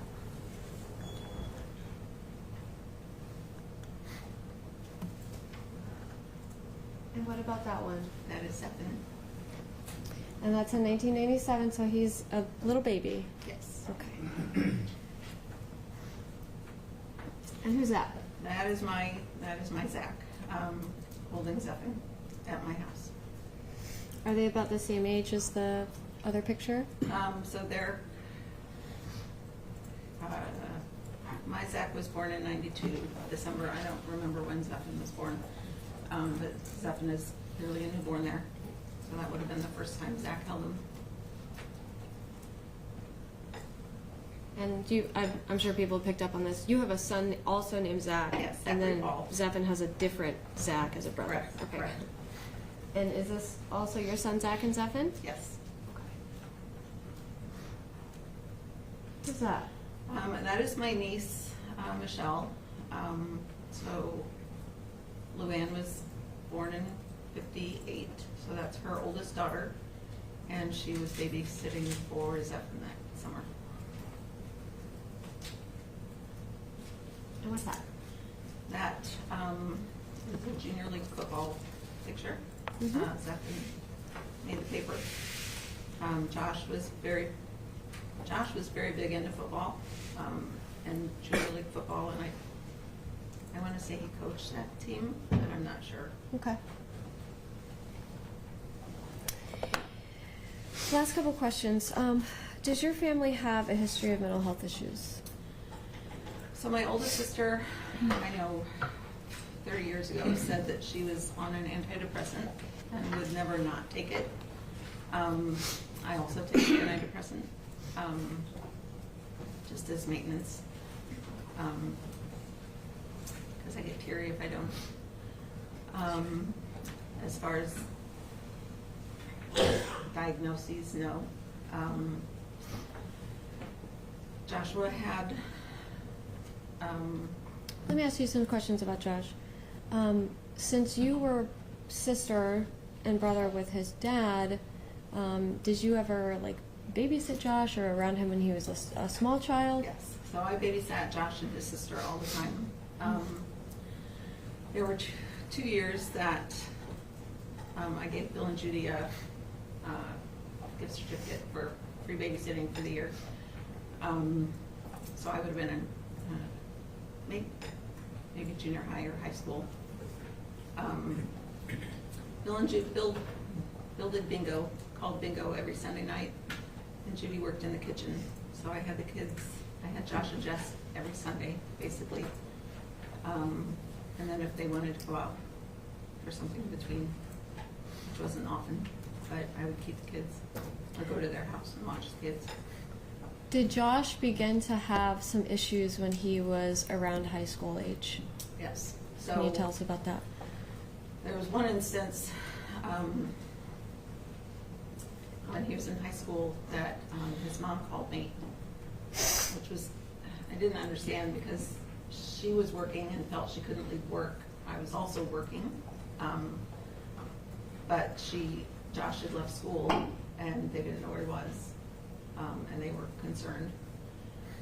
So I went around town looking for him, and of course I couldn't find him.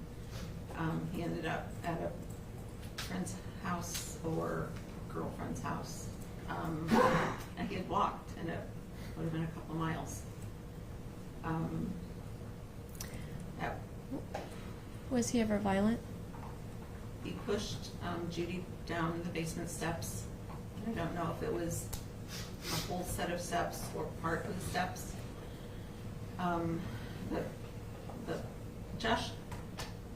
Josh was a big boy. I mean, not heavy, but stocky, very strong. The day he moved that piano, that player piano for us, he took one end by himself. So Josh has always been very strong. And when you say he pushed Judy down the stairs, remind us who Judy is to Josh. Judy is Joshua's mom. Okay. The basement was, the basement steps were just like the 2x4s. I mean, it wasn't a fancy basement. Mm-hmm. What happened after he pushed his mom down the basement stairs? Bill was home because somehow Bill restrained him. And I'm guessing, because my brother was not violent, I'm guessing he sat on him to keep him down on the ground. The police were called, well, the county sheriff was called. And Bill had second thoughts and was afraid that they were going to send Josh away. So he basically took the fall for Josh and said that the altercation was between he and Josh and nothing more. So he ended up having to take anger management classes because he was trying to protect Josh. Did Josh spend time at any psych wards or psych hospitals? We have a Bowen Center in town, which is for like, I know they do like drug and alcohol, Mm-hmm. but also other troubled. And I don't know that it's just for kids. I mean, I'm not sure what the age range is. yeah, Josh was there in high school. Did your brother, around that same time when Josh would have been in high school, did your brother keep a gun in the house? He had, Bill was not a hunter, so I don't know why he had a rifle. But he moved it to my mom's house, and it was kept in the attic because he didn't want it in his house. Why did he not want it in his house? Because of Josh. He was afraid of Josh. Don't know. He didn't want Josh to have access to the gun. That's all I have. Good morning. Good morning, Bonnie. How are you? I'm well. How are you? I'm okay so far. Okay. I just want to make sure we're clear on the dates of some of this stuff, because you've given us an extensive family history. We know a lot about the different folks in your family. What you just got done talking about with the defense, that incident with Josh, who would have been your brother's son, what time period are we talking about that happening? So Josh was born in 78, and he would have been in high school. So I had 15 years to 78. 80, 90. 88, 90. Oh, that can't be right. Okay. Josh was born in 78. Well, and Judy were married in 77. Josh was born 11 months later, 12 months later. So 78 plus 15 is 88, 89, 90, 91, 92, 93. Well, then when on earth was my child born? My child was born in... Well, I won't make you do math. Okay. I guess my point is, did this happen before Zephan and his brother were Oh, yes. born? Josh was in high school. Zephan and his son were So beyond that. this is not the time period when he's a father with Misty and all that. This is when No, this he's is a kid. Correct. So almost kind of like the generation before. It's before that. Okay. And I just wanted there to not be any confusion, so we knew the time frames. So Josh, we've already heard that Josh had some girlfriend problems from another witness. So he's a big guy. Yes. Football guy. Yes. Kind of macho. Okay. And so that is something that you remember, I guess, being told back in the day. Correct. All right. Let me ask you a little bit about your growing up, because you did share some of that with us. Okay. My understanding, I think you said that you were growing up, you had chores. Yes. Then you also said jobs. I'm guessing chores and jobs. House jobs. Yes. House jobs. And was that something that all of the brothers and sisters had to do? Yes. And as I counted, that was 8 of you, right? Correct. Okay, the 4 older and then the 4 younger. Correct. And it also sounds like your family was, in that regards, very structured. Yes. You all had to do what you had to do. Yes. You got your jobs There were parsed no out. exceptions. Yes. There were no exceptions. Okay. And also, you said you went to parochial school. Correct. Was that also a structured environment? Yes. My parents both went to parochial school. Mom went to school in South Bend. Okay. Dad went to St. Michael's. Did you have nuns? Dad did. There was one nun when I was there. Okay. But Bill would have had nuns. Josh's dad would have had nuns. So your brother Bill would have grown up with chores? Yes. And Bill had a paper route at a very young age. Okay. I mean, he was very mature. Bill's the one that told me when I bought my house, anytime I got a tax return, to put the entire thing on the house to drive down pay it off faster and pay less interest. sound advice, especially when the interest rates keep going up. Yes. So the Xaver hierarchy from the old days believed in structure? Structure, faith. Faith. But let me ask you this. So what if you didn't do a chore? when you were growing up. What were the consequences of that? I don't think it. You don't think it happened? Okay. So I remember being spanked once by my Okay. father, and I was devastated. Okay. And he was watching TV, and I was too loud. Gotcha. And he had asked, I'm sure more than once. Okay. But there was some consequence to you, and like you said, it happened once, and it's like we're not going to have that happen again. Yeah. All right. Again, that's kind of the way your brother and or your dad kind of grew up. Yes. How about in school? If you didn't do your homework or you didn't turn your stuff in, what would happen in school? When I was in school, I came home from school and did my homework, so it was done before school. Okay, so that didn't happen either. That didn't happen, no. Okay. Okay.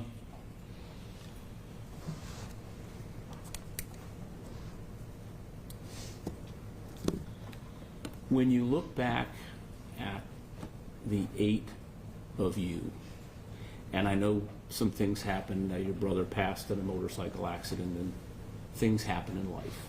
But when you look back at sort of your family history, how do you feel about how you were raised by your parents and in your community? You have positive memories of that? Oh, yes. It was idyllic. And I remember you saying that it was like Yeah. like a portrait out of the old days. Plymouth is small. So Plymouth is currently a community of 10,000 people. I remember, and this was my first revelation of how small Plymouth was. I was probably a freshman in high school, walking to someone's house, and a neighborhood lady was out walking her dog and looked at me and said, "You're an Xaver." And it's like, yes. I hadn't been exposed enough to society to realize.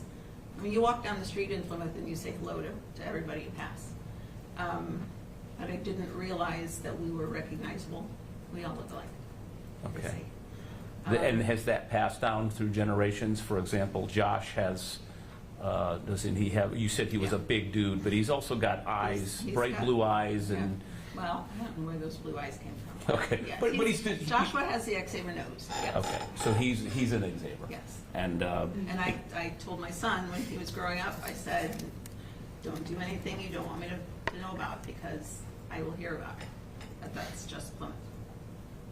that's just Plymouth. That's just Plymouth. Thank you very much. You're welcome. No questions. Ms. Dixon, excused? Yes. You are excused, ma'am, and you go about your business. Thank you.